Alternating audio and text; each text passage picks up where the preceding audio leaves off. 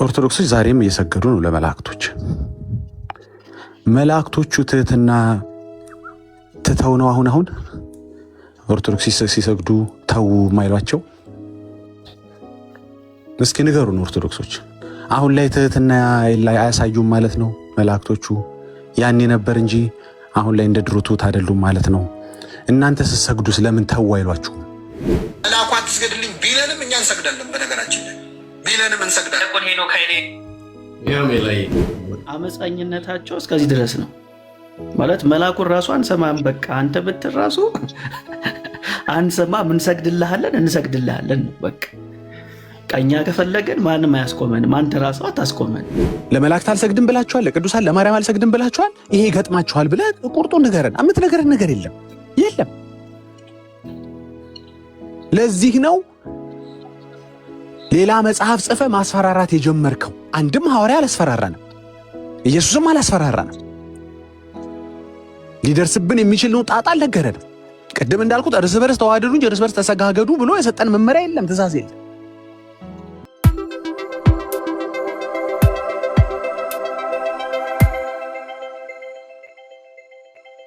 እንዴት ታየዋለህ? ልምምድ ከአሕዛብ ተቀርቶ ክርስቲያንን ማለት ይቻላል? በፍጹም አይቻልም። የክርስትና ትልቁ መስፈርት ክርስቶስን መከተል ነው። ክርስቶስ ያስተማሩን ትምህርት በእምነትና በሕይወት ማሳየት ነው። ስለዚህ እኛ እንደ ክርስቲያን የምናደርጋቸው ልምምዶች የሚቀዱት ሐዋርያቶቹ ካስተማሩ ትምህርት፣ ግልጽ የሆነ ትምህርት አለው መጽሐፉ። ስለዚህ መጽሐፉ በግልጽ መንገድ ስለ ስግደት ያስቀመጠልን ነገር አለ እና ከዛ አንጻር ነው እኛ ልምምዶቻችን የምናደርገው። ሐዋርያቶቹ ካደረጉት ነገር ተነስተን ማለት ነው። ሐዋርያቶቹ የሚያደረጉትን ብቻ ዝም ብለን አይደለም በነገራችን ላይ የምንወስደው። ሐዋርያቶቹ ራሱ ያደረጉት ከኢየሱስ ክርስቶስ የተማሩት ነገር ከሆነ ብቻ ነው የምናደርገው ማለት ነው። ስለዚህ ለምን ከተባለ ሰው ልጅ በተለያየ መንገድ ሊስት ይችላል። ያልሳተው ጌታ ኢየሱስ ብቻ ነው። ተመልከቱ የተባልነው ኢየሱስን ነው። ስለዚህ የኢየሱስ ክርስቶስን ትምህርት ሐዋርያቶቹ በገባቸው መንገድ ምን አድርገዋል? አስተላልፈዋል። ስለዚህ የእኛም ልምምድ የሚቀደው ከዛ ነው እንጂ ከክርስቲያን ካልሆኑ ሰዎች አይደለም። ስለዚህ አንድ ሰው በዚህ መለየት ትችላለህ ማለት ነው። እውነተኛ ክርስቲያን መሆኑና አለመሆኑን የምትለይበት ዋነኛው አንዱ መንገድ ምንድን ነው? ከሚያደርገው ልምምድ ተነስቶ ስግደትን እየከፈለ እያከፋፈለ አንዳንድ እያለ ለእግዚአብሔርና ለሰዎች የሚሰጥ ከሆነ በቃ ያ ሰውዬ ሲጀመር ከክርስትና የወጣ ነው፣ ክርስትናንም የማያውቅ ነው። ስለዚህ እዚህ ቴዲ ያደረገው ፒክቸር እንደምታዩት ይሄ የሚገባው ለማን ነው? ለእግዚአብሔር ብቻ ነው። ሌላ ለማንም ጉልበታችንን አንሰጥም።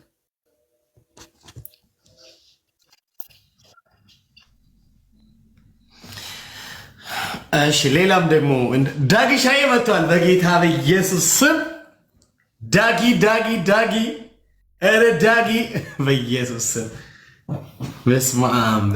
ዛሬ ምንድን ነው ቀኑ ግን? ሜላዬና ዳጊ በቃ ሁለቱም ከቻሉ ምንድን ነው ዛሬ? ቀኑ ምንድን ነው ዛሬ? ወንድሞቼ ማን ነግሶ ነው? ማን ነው የነገሰው? ማን ነው ያለው? ቴዳይ ንገረኝ። ዛሬ ቀኑ መፈተሽ አለበት። ሜላይ ሌላ ነገር ደግሞ ለምሳሌ ዛሬም ሲያነሱ ሰምቻለሁ፣ ከዚህ በፊትም ያነሳሉና ዮሐንስ ራእይ ላይ የሚገኘው ዮሐንስ 19 እና እንዲሁም 22 ላይ የሚገኘው ሀሳብ አለ። መልአኩ ዮሐንስ በሰገደ ጊዜ ተነስ ብሎት ነበር ራይት።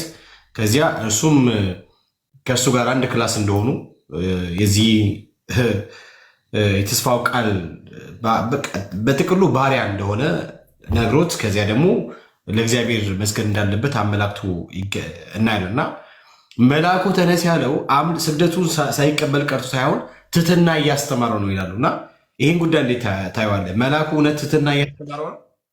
ቅዱሳን ሰላም ብያለሁ። ቤካዬ፣ ሜላዬ፣ ቴዳዬ፣ ግሎሪ፣ ኪንግ፣ መስዬ፣ ሳሚ ታች ያላችሁ ሁሉ እንዴት ናችሁ? ሰላም ብያለሁ። እኔን የሚመለከተኝ ጥያቄ ስለሆነ ነው። ሜላ ይከብደዋል ጥያቄ፣ እኔ ልመልሰው።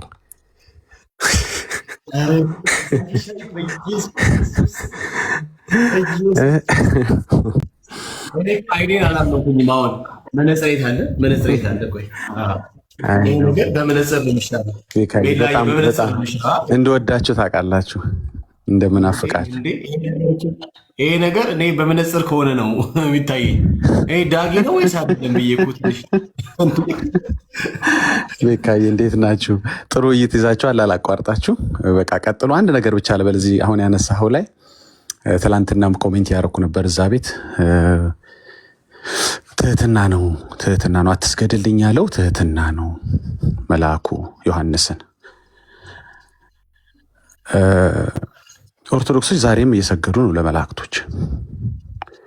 መላእክቶቹ ትህትና ትተው ነው አሁን ኦርቶዶክስ ሲሰግዱ ተው ማይሏቸው? እስኪ ንገሩን ኦርቶዶክሶች። አሁን ላይ ትህትና አያሳዩም ማለት ነው መላእክቶቹ? ያኔ ነበር እንጂ አሁን ላይ እንደ ድሮ ትሁት አይደሉም ማለት ነው? እናንተ ስትሰግዱስ ለምን ተው አይሏችሁም? ለምን አይግደረደሩም? ለምን ትህትና አያሳዩም? አሁን ላይ ትተውት ነው ትህትናውን መላእክቶቹ? እችን ብትመልሱልን እንደው ደስ ይለናል። አትስገድ ያለው ስለማይሰገድ ነው ለመልአክ። አይ ሁለቴ እኮ ሰገደ። አንድ ስህተት ሁለቴ ሲሆን ትክክል መሆን ይጀምራል ወይ? መደጋገም ሲጀምር ልክነቱ እየያዘ ይመጣል ወይ? ይሄ ደግሞ ሁለተኛው መመለስ ያለባቸው ነገር ነው። ባለፈው በጣም የሚገርም ምላሽ በዚህ ላይ ሲሰጥ ሰምቼ በጣም ገርሞኝ፣ ሁለቴ እኮ ነው ያደረገው። ለምን 10 ያደርገው? 10 ስህተት ኢዚኳልቱ አንድ ትክክል እኮ አልተባለም። ወይም 2 ስህተት ኢዚኳልቱ አንድ ትክክል እኮ አልተባልክም። ስለዚህ መላእክቶች ትህትና ትተው ነው ወይ? ዛሬ አንተ እየሰገድክ ነው አይደል እንዴ? ተው የማይሉህ ለምንድን ነው? አንተን ዮሐንስን ብለው አንተን ለምን አይሉህም? ትህትና ከሆነ እችን መልሱልን። ትህትና ትተው ነው ወይ? ትሁት አይደሉም ወይ እናንተ የምትሰግዱላችሁ መላእክቶች? ምን ነው እናንተን ተው ሳይሏችሁ ዮሐንስን ብቻ ተው ብለው? ምን ነው ሎጥን ሳይሉት? ይሄን ነገሩን። ሁለተኛው ደግሞ 2 ስህተት አንድ ልክ አይደለም የሚለው ላይ ሜላ ደግሞ በደንብ ሲያበራረው ስሙ። ወዳቸዋል። ሜላ የታውቃለህ እንደወድ ሜላዬን ስላገኘው በጣም ነው ደስ ያለኝ በአካል። በቃ ቀጥሉ። መሀል ላይ ደግሞ ረብሻለሁ እንደዚህ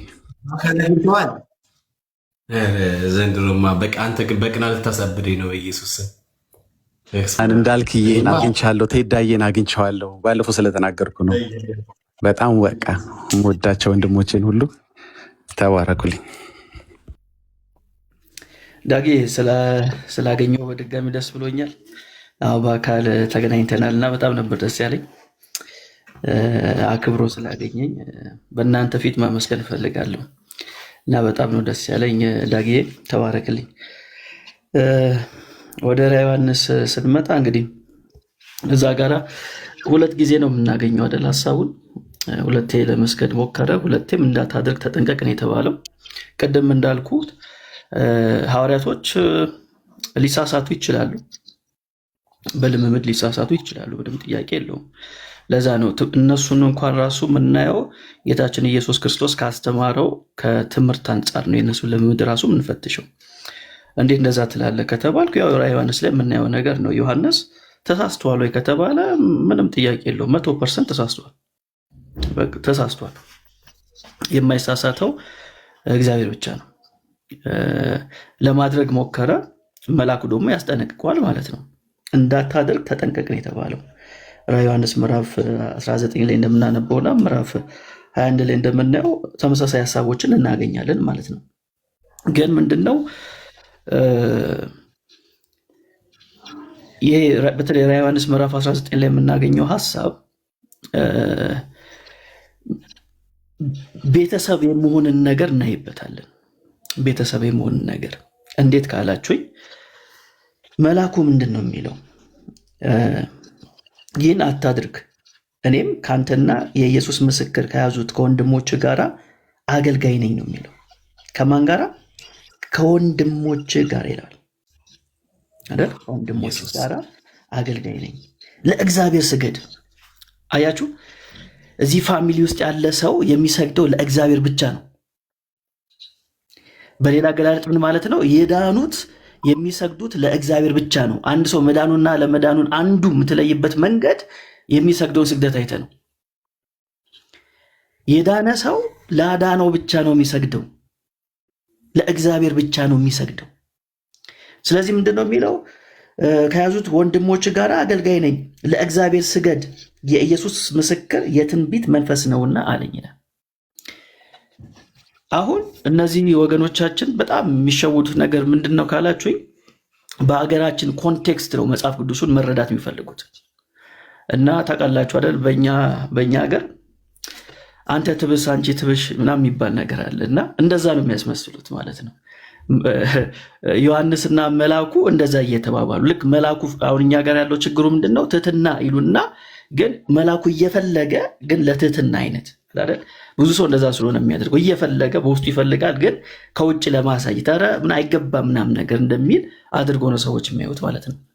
እና ሀገራዊ የሆነውን ልክ ያልሆነውን ልምምድ ወደ መጽሐፍ ቅዱሱ አስገብቶ ለመረዳት ይሞክራሉ። ይሄ ደግሞ በጣም አደገኛ ነው። ምናልባት ከዚህ በፊት ሰምታችሁ ከሆነ አላቅም፣ እኔ ፔጄ ላይ አስቀምጨዋለሁ። ሜይ ቢ ዳጊ ለጠየቀው ጥያቄ ዲያቆን ሄኖክ መልሶታል። ዲያቆን ሄኖክ ምን መሰለ ያለው? አሁንም አለ መልአክ መጥቶ መልአክ ቢመጣ ሰግድለታለሁ አለ እና መልአኩ አሁንም እንዳሰግድልኝ ቢለን አልሰማውም መልአኩን አለ። ቃል በቃል ነው ያለው። እኔ ፔጅ ላይ አስቀምጨዋለሁ። አልሰማውም መልአኩን ነው ያለው።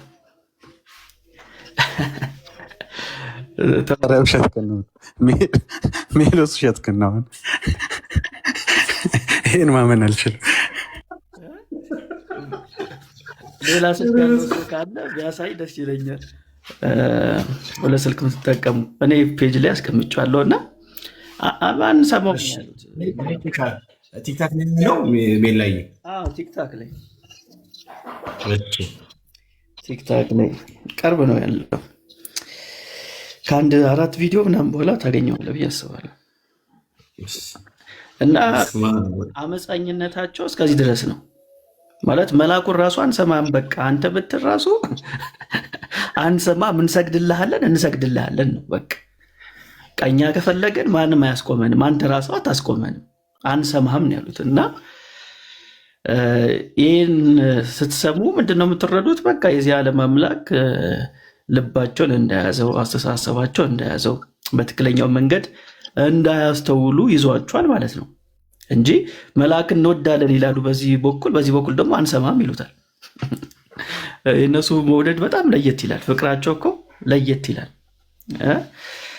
እንወዳለን እናከብራለን ይላሉ። ከዛ ደግሞ በዚህ በኩል ብትለንም አንሰማም ይሉታል ማለት ነው። እና የውሸት ነው፣ እውነተኛ አይደለም የምንለው ከዚህ አንጻር ነው። መልአኮችን ምናከብረው እኛ ነን፣ ምንወዳቸው እኛ ነን፣ የሚሉትን እንሰማለን። ከእግዚአብሔር ፍቃድ ጋር የሚስማማውን የሚናገሩትን ሁሉ እንሰማለን ማለት ነው። ለእነሱ ደግሞ የማይገባውን ነገር አንሰጥም። ስለዚህ እሱ ላይ በጣም ጥንቃቄ መደረግ ያስፈልጋል። አገኘው ቤካይ 2 አለ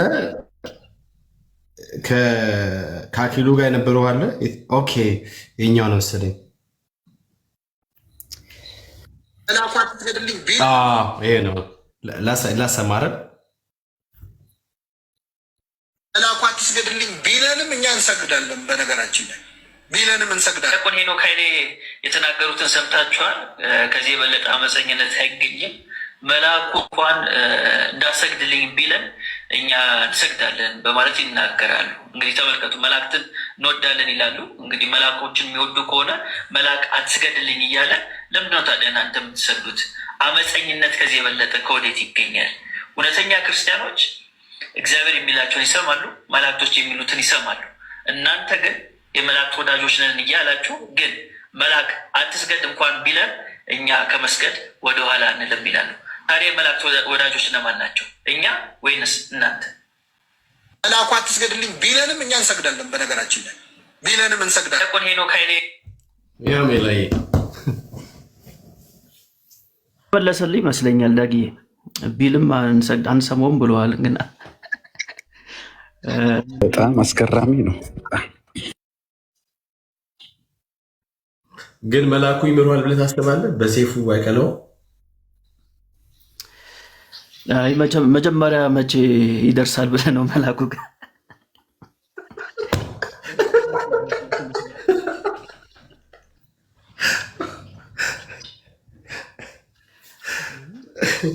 መላኩ ጋር እኮ የሚደርሱት ኪንግደም ውስጥ ያሉ ሰዎች ናቸው። ዋናቦት ሜል ላይ ለምሳሌ በተደጋጋሚ የነሱ ነገር ስለ አባታችን አብርሃም ለቄጤ ሰዎች ስለሰገደው ስግደት ቅድም እንዳልከውም ከእግዚአብሔር ትእዛዝ እና ከኪዳነቱ አንጻር መታየት አለበት ብለህ ያልከው ነገር አለ። በጣም ነው የሚገርመው። ባይ ዘ ዌይ ለእኔ ለህይወት የሚሆነኝን ነገር ነው ያገኘሁበት እና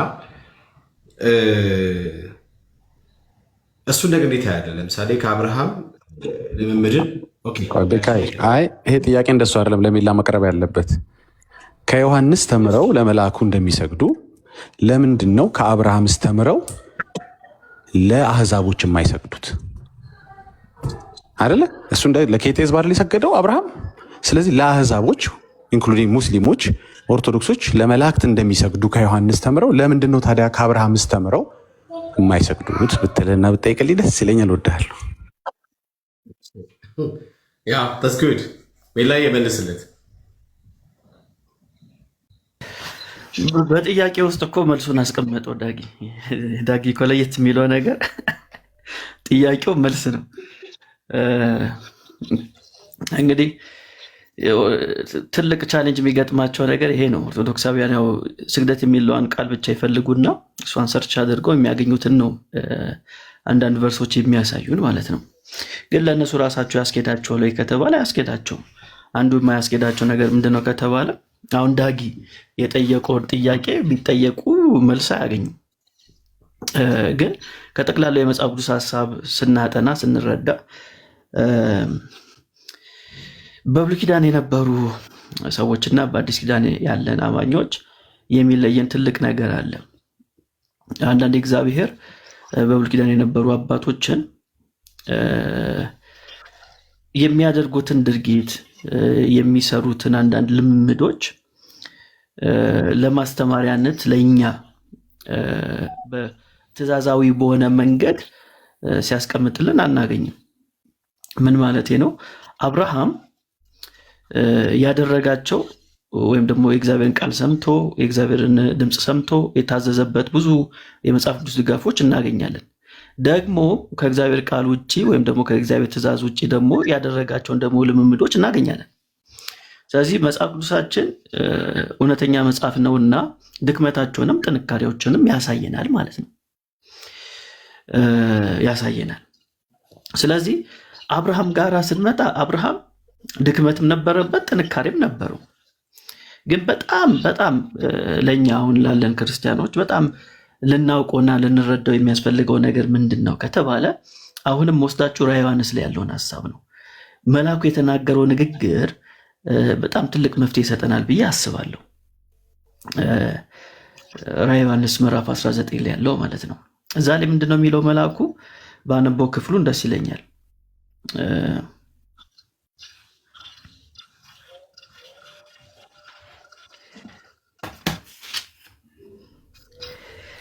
እሺ ቁጥር 10 ላይ ልሰግድለትም በእግሩ ፊት ተደፋው፣ እርሱም እንዳታደርገው ተጠንቀቅ። ለምን? ካንተ ጋራ የኢየሱስን ምስክር ካላቸው ከወንድሞች ጋራ አብሬ ባሪያ ነኝ ይላል። ምን ካላቸው ጋራ? የኢየሱስ ምስክር ካላቸው ጋራ አብሬ ባሪያ ነኝ። ለእግዚአብሔር ስገድ። የኢየሱስ ምስክር ምንድን ነው? የትንቢት መንፈስ ነውና አለኝ። የኢየሱስ ምስክር ምንድን ነው?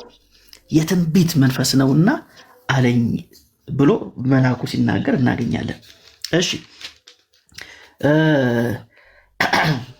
ቀጣይ እዛው ራዕየ ዮሐንስ ላይ ያሉን ሀሳብ ደግሞ እኒ በተለይም መልአኩ የተናገራቸው ንግግሮች የሆነ ለትህትና ብሎ ሳይሆን የተናገረው ትክክለኛውን ትምህርት ነው የተናገረው፣ መሆን የሚገባውን የተናገረው። ስለዚህ እሱ ነገር ላይ በጣም ጥንቃቄ ማድረግ ያስፈልጋል ማለት ነው። መልአኩ በሌላ አገላለጥ ትምህርት ነው የነገረን፣ መሆን የሚገባውን ነገር ነው የነገረን። አይደል? ድርጊቶቻችን የሚመሰረቱት ከምንድን ነው? ከትምህርት ነው። ስለዚህ መልአኩ ንግግር ላይ ትምህርትም እናገኛለን፣ መሆን የሚገባውንም ድርጊቱንም እናገኛለን ማለት ነው። ትምህርቱ ምንድን ነው? የነገረን ነገር አለ። ከወንድሞች ጋር ምንድን ነኝ? ባሪያ ነኝ አለው አይደል? የኢየሱስ ምስክር ካላቸው ከወንድሞች ጋር ባሪያ ነኝ። ኦኬ፣ የሆነ ትምህርት እናገኛለን። ከዛስ ፕራክቲሱ ምንድን ነው? እንደዚህ የሆነ ሰው የሚሰግደው ለማን ነው? ለእግዚአብሔር ነው። ለእግዚአብሔር ስገድ ሲለው እናገኛለን ማለት ነው። ስለዚህ በጣም ጥንቃቄ ማድረግ ያለብን ነገር ምንድን ነው? ምናደርጋቸው ልምምዶች ከትምህርት ነው የምንቀደው ማለት ነው። ስለዚህ አብርሃም ጋር ስንመጣ አብርሃም ይህን ያደረገው ከምን ትምህርት ተነስቶ ነው ስንል ትእዛዛዊ የሆነ መመሪያ የለውም አብርሃም። ስለዚህ አብርሃም ልምምዱ ነው። የማን ልምምድ? የራሱ የአብርሃም ነው። ትእዛዝ ተቀብሎ ወይም ከእግዚአብሔር የሆነ ቃል ሰምቶ ድምፅ ሰምቶ ያደረገው ነገር አይደለም። ልክ አጋር ጋር እንደገባው እዚህም ጋራ የራሱን ልምምድ ሲያደርግ እናገኛለን ማለት ነው። እኛ ጋር ስንመጣ እኛ ክርስቲያኖች ትእዛዝ ተሰጥቶናል። አያችሁ፣ አሁን አዲሱ ኪዳኑ መርህ ይሄ ነው። ምን ይላል? ለእግዚአብሔር ስገድ ነው የሚለው። አያችሁ፣ ትእዛዝ አለን ማለት ነው። ልክ ለእግዚአብሔር ስገድ እንደሚለው ለቅዱሳንም ስገዱ፣ የአክብሮት የጸጋ የሚባል ትእዛዝ ቢኖር ኑሮ መጽሐፉ በደንብ ይነግረን ነበር። ሐዋርያዊ የሆነ ትእዛዝ ቢኖር ኑሮ ሐዋርያቶች ሲያደርጉ ወይም ደግሞ በትምህርት ሲያቀብሉ እናገኝ ነበር፣ ግን የለም። ስለዚህ እንደ ትእዛዝ ምን የተሰጠን? ለእግዚአብሔር ስገድ የሚል ትእዛዝ ተሰጥቶናል። እሱ እንይዛለን ማለት ነው። ከዛስ ኦኬ፣ በራሴ ተነሳስቼ ልክ እንደ አብርሃም የራሴን ልምምድ ላድርግ። እኔ በቃ እነዚህ መላእክቶች ሳያቸው ግርማቸው ትልቅ ነው፣ ያስፈራሉ።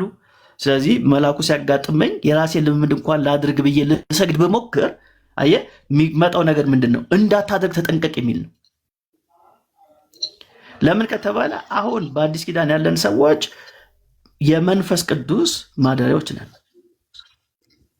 ሆሊ ስፒሪት በእኛ ውስጥ አለ እና የኢየሱስ ክርስቶስ ምስክር የትንቢት መንፈስ ነውና አለኝ የሚለው ነገር በጣም ሊሰመርበት ያስፈልጓል። አያችሁ፣ እኛ መንፈስ ቅዱስን አሁን የተቀበልን ሰዎች ለማን መስገድ እንዳለብን ጠንቅቀን የምናውቅ ሰዎች ነን። ለፍጡር የሚሰግድ ሰው የለውም መንፈሱ ማለት ነው፣ በሌላ አገላለጥ። አንደኛው ነገር። ሁለተኛው ነገር አንዳንዴ ዳግም ተወልደ ግን በተለያየ ምክንያት ወይም ትክክለኛ እውቀት ባለመያዝ፣ አሁን እዚህ ጋር እንደምናየው ዮሐንስ መልአኩን ሲያየው ሜይ ቢ በኋላ ላይ ካስፈለገ አንዳንድ ኮሜንታሪዎች አሳያቸዋለሁ። በሁለት መንገድ የሚፈቱ ሰዎች አሉ። ምንድነው የሚሉት? ኢየሱስ መስሎት ነበር የሚሉም አሉ። መልአኩ ኢየሱስ መስሎት ነበር። ስለዚህ ዮሐንስ ሊሰግድ የሞከረው ለመልአኩ ሳይሆን ኢየሱስ መስሎት ስለነበር ለኢየሱስ ነበር ሊሰግድ የሞከረው ብሎ ራሳቸው የኦርቶዶክስ ሊቃውንቶች የተናገሩት ንግግር አለ። እሱን ማሳየት እንችላለን። ኢየሱስ መስሎት ነበር የሚሉ አሉ። አንዳንዶች ደግሞ በቃ የተገለጠለት ነገር በጣም ብዙ ስለነበር ሊቋቋም ስላልቻለ ፈርቶ ነው ሊሰግድ የሞከረው ደግሞ የሚሉም አሉ። ግን በዚህም ሆነ በዛ አንድ የምንረዳው ነገር አለ። ዮሐንስ ራእይ ነው እያየ ያለው አይደል? ራእይ ነው እያየ ያለው። በጣም ከአይምሮ በላይ የሆነ ነገር እያየ ነው እዛ ሞመንት ላይ። ስለዚህ እነዚህ ነገሮችን ሳይ ለመላኩ የሚገባው መስሎታል። የሚገባው መስሎታል ማለት በዮሐንስ ጫማ ውስጥ መሆን በጣም አስፈላጊ ነው። በቻልነው አቅም ማለት በጣም ከባባድ ነገሮች እኮ ነው ያየው። ማለት ከአይምሮ በላይ የሆኑ ነገሮች አሳይቶታል፣ በጣም አሳይቶታል። እና ልክ በተለይም ከፍ ያለውን ቁጥር 9 ላይ ምንድነው የሚለን? ምን ይላል መሰለ? ቁጥር 9 ላይ እርሱም ይላል ወደ በጉ ሰርግ እራት የተጠሩ ብፁዓን ናቸው ብለህ ጻፍ አለኝ። ደግሞም ይህ የእግዚአብሔር እውነተኛ ቃል ነው አለኝ ይላል። ልክ ይህን ከተናገረ በኋላ ልሰግድለትም በእግሩ ፊት ተደፋው ነው የሚለው። አይገርምም? እየነገረው ያለው ነገር በጣም ትልቅ ነገር ነው። የእግዚአብሔርን ዓላማ ነው እየነገረ ያለው። ስለ ሰርጉ እንግዲህ የምንጠብቀው ሰርግ አለ። ስለዛ ነው እየነገረው ያለው። ትልቅ ነገር የእግዚአብሔር ትልቁ አጀንዳው ማለት ነው በሌላ አገላለጥ። እና ይሄን ነገር ሲነግረው ዮሐንስ ምን አደረገ? በቃ ከአቅሙ በላይ ሆነ፣ ሊወድቅ ሞከረ ማለት ነው፣ ሊሰግድ ሞከረ። ስለዚህ እያንዳንዱ ነገሮች የምናደርጋቸው ልምምዶች ትእዛዝ አለን ወይ ነው ማለት ያለብን። የመጀመሪያው ነገር አለን ወይ ትእዛዝ? እግዚአብሔር እንደዚህ እንድለማመድ ትእዛዝ ሰጥቶኛል ወይ? ስግደትን በተመለከተ ለእግዚአብሔር አንድ ስግደት፣ ለቅዱሳኑ አንድ ስግደት ብዬ እንድከፋፍል ትእዛዝ ተቀብያለሁ ወይ ከተባልኩ የለም፣ ትእዛዝ ነው። ማምጣት አይችሉም አይደል? ትእዛዝ የለም። ትእዛዙ ያለው ምንድን ነው? ለእግዚአብሔር ስገድ የሚል ነው ትእዛዝ ያለው። ስለዚህ በብሉይ ኪዳን ያሉ አባቶች የራሳቸው የሆነ ልምምድ ነበራቸው። ከራሳቸው አፍልቆ ማለት ነው። ከራሳቸው አፍልቆ የሚያደርጉት ነገር ነበር። እነዛ የሚያደርጓቸው ነገሮች ምንድናቸው? ትእዛዛዊ መመሪያ ሆኖ ወደኛ አይሻገሩም። ትእዛዛዊ መመሪያ ሆኖ ወደኛ አይሻገሩም። ለዛ ነው እኛ አሁን ያለነው በምን ኪዳን ነው? በአዲሱ ኪዳን ያለነው። ሲቀጥል ደግሞ በጣም ብዙ ሰዎች መሸወድ የሌለባቸው ነገር ኦርቶዶክሳውያኑ ሰግደው አያውቁም። በጣም ብዙ ጊዜ የምንናገረው ነገር ነው። ኦርቶዶክሳውያን ለመላእክት ሰግደው አያውቁም። ለቅዱሳን ሰግደው አያውቁም። ማለት ከነሱ ጋር ራሱ የአብርሃም እንደዚህ አድርጓል ምናምን ራሱ ማለት አይጠበቅብንም። ሰግደው አያውቁም። ኦርቶዶክሳውያን ሰግደው የሚያውቁት ለስዕል ነው። ለስዕል ነው ሰግደው የሚያውቁት። ለማርያም እንሰግዳለን ይላሉ በፕሮፓጋንዳ እንጂ ለማርያም ሰግደው አያውቁም።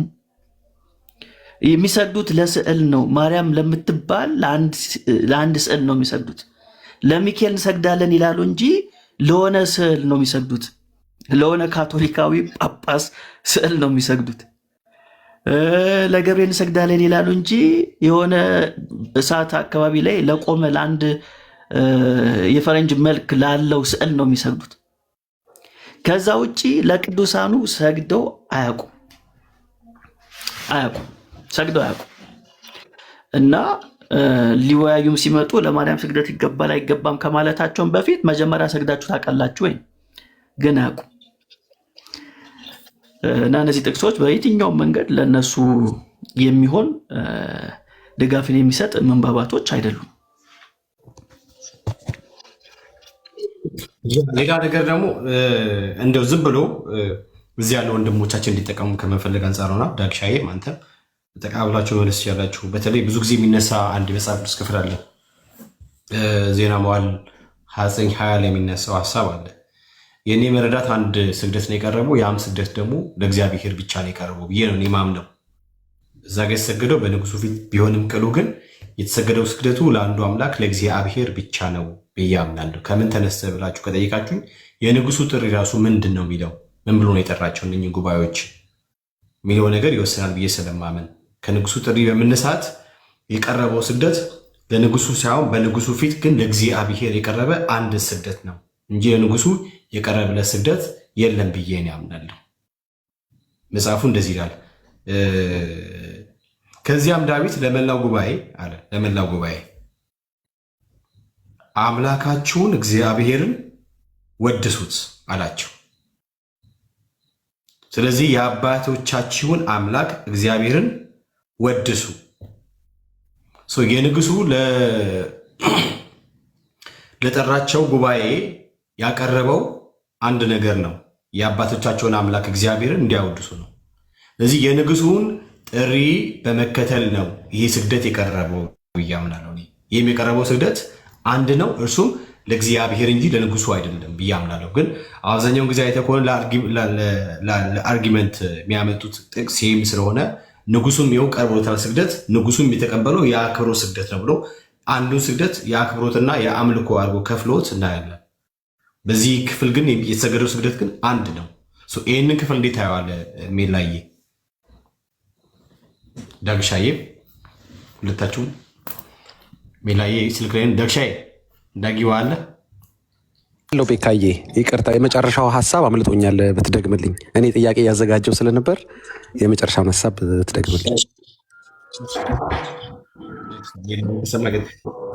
ለምሳሌ አብዛኛው ጊዜ ለሴክ ኦፍ አርጊመንት የሚያቀርቡት ጥቅስ ዜና መዋዕል ምዕራፍ 29 ቁጥር 20 ላይ ያለው ሀሳብ ነው።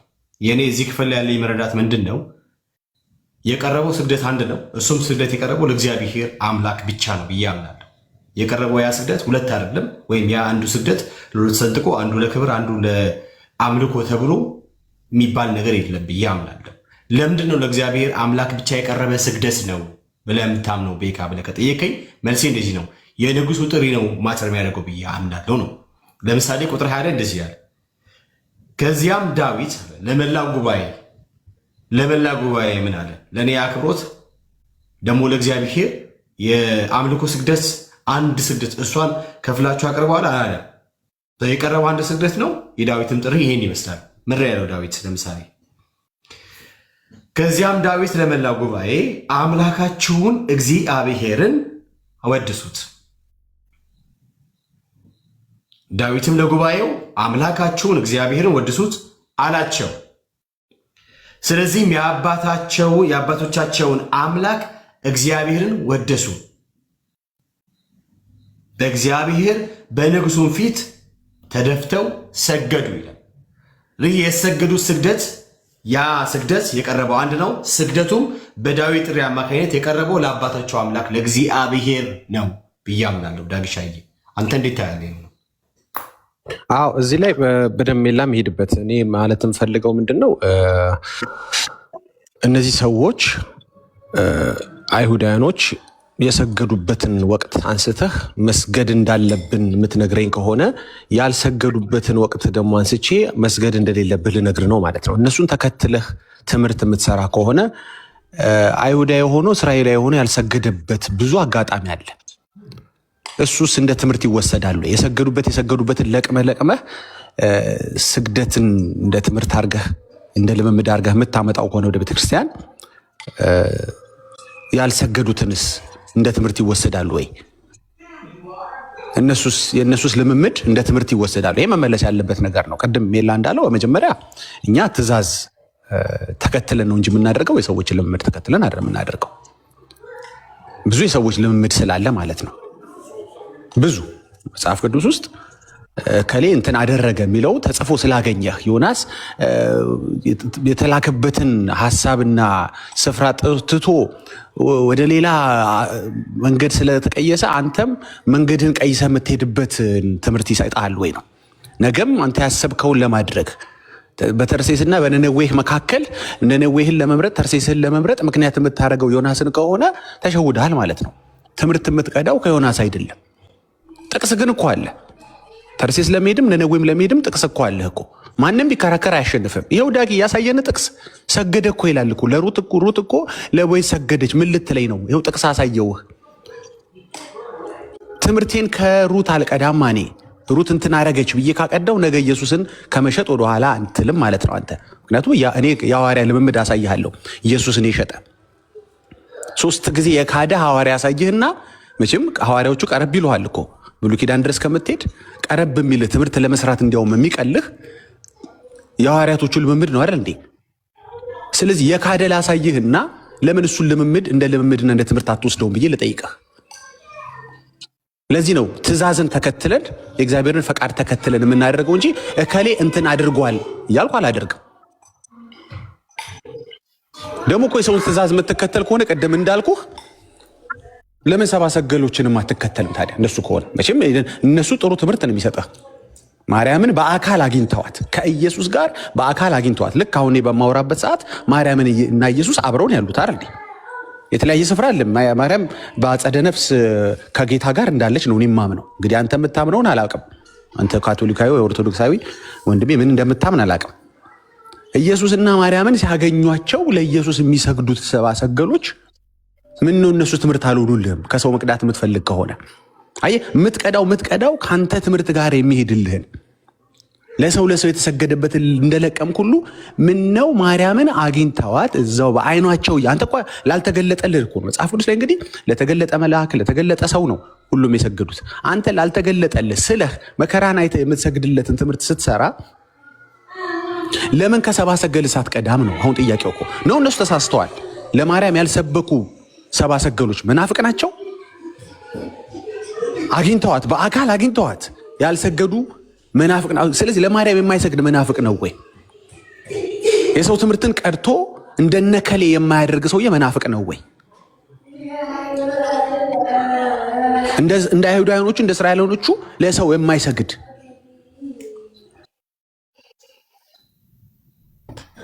አንተ ጠቅሳለህ። እውነት እኮ በአንተም እኮ አይፈረድብም። ጠቅሳለህ፣ ግን ያላወቀው አውዱን አላየኸውም እኮ። ብድግ ብለህ ወደ ተርሴስ ብድግ ብለህ ወደ ነነዌ የምትሄደው ጥቅስ ስላያዝክ አይደለም እኮ። መጀመሪያ ይመለከታል። ያ ትእዛዝ ለአንተ ተሰጥቶሃል። ከኔ ህይወት ጋር ምን ያገናኘዋል? አውዱ ምንድን ነው የማትል ከሆነ የምትንደረደርና ከሰው የምትቀዳ ከሆነ ካልሰገዱ እነዛ 3 ጀግና አይሁዶችም መቅዳት አለብህ። አለመስገድን አንሰግድም ብሎ የለም እኮ። አለመስገድን ከነሱም ቅዳ። ለቆመ ፊገር አንሰግድም ካሉትም ቅዳ።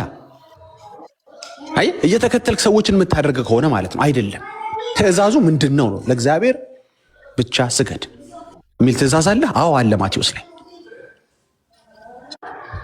ስለዚህ እነንትና አደረጉ ይሄን የምትል ከሆነ በጣም እኔ እንደውም ብዙ ጥያቄዎች አዘጋጅቻለሁ ሚላ እዚህ ላይ ሄድበት እንጂ በጣም ኦርቶዶክሳውያኖች ላትመልሷቸው የምትችሏቸው ብዙ መልሶች አሉ። ባትሰግድ ምን ትሆናለህ ብልህ ምንም የምትመልስልኝ ነገር የለም። ቅጣት አለው፣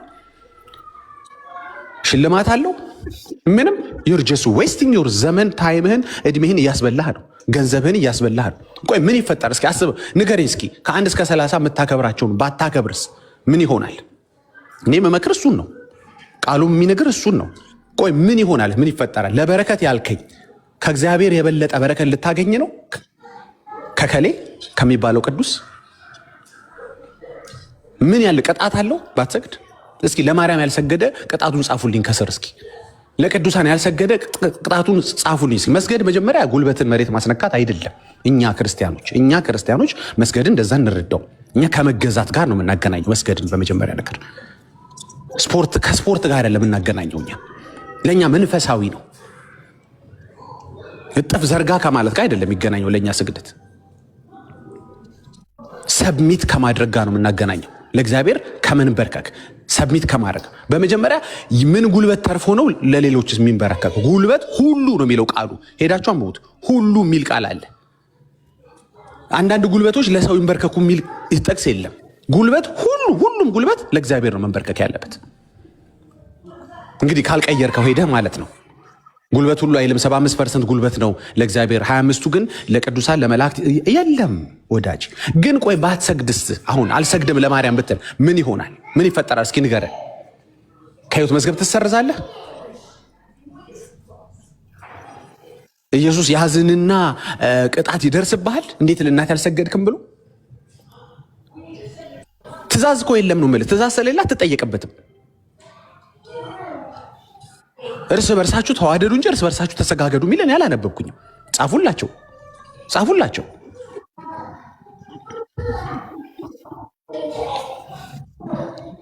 እንዴ ቆም ብለህ እኮ አስበው እኮ እስቲ አስበው። ያን ጧፍ ባታበራ ምን ይመጣል? እስኪ ንገረኝ። ከ1 እስከ 30 ግብፅ የጫነችብህን መከራ ባትፈጽም ምን ይፈጠራል? ንገረኝና እኔም ደንገጥ ብዬ ልመለስ ከዛ ቅጣት ለመጠበቅ። በረከታቸው እንዲያድርብኝ ትለኛለህ። ከእግዚአብሔር በላይ የሚባረክ ማን የሚባል ሰው እያለ? እስኪ ንገረኝ።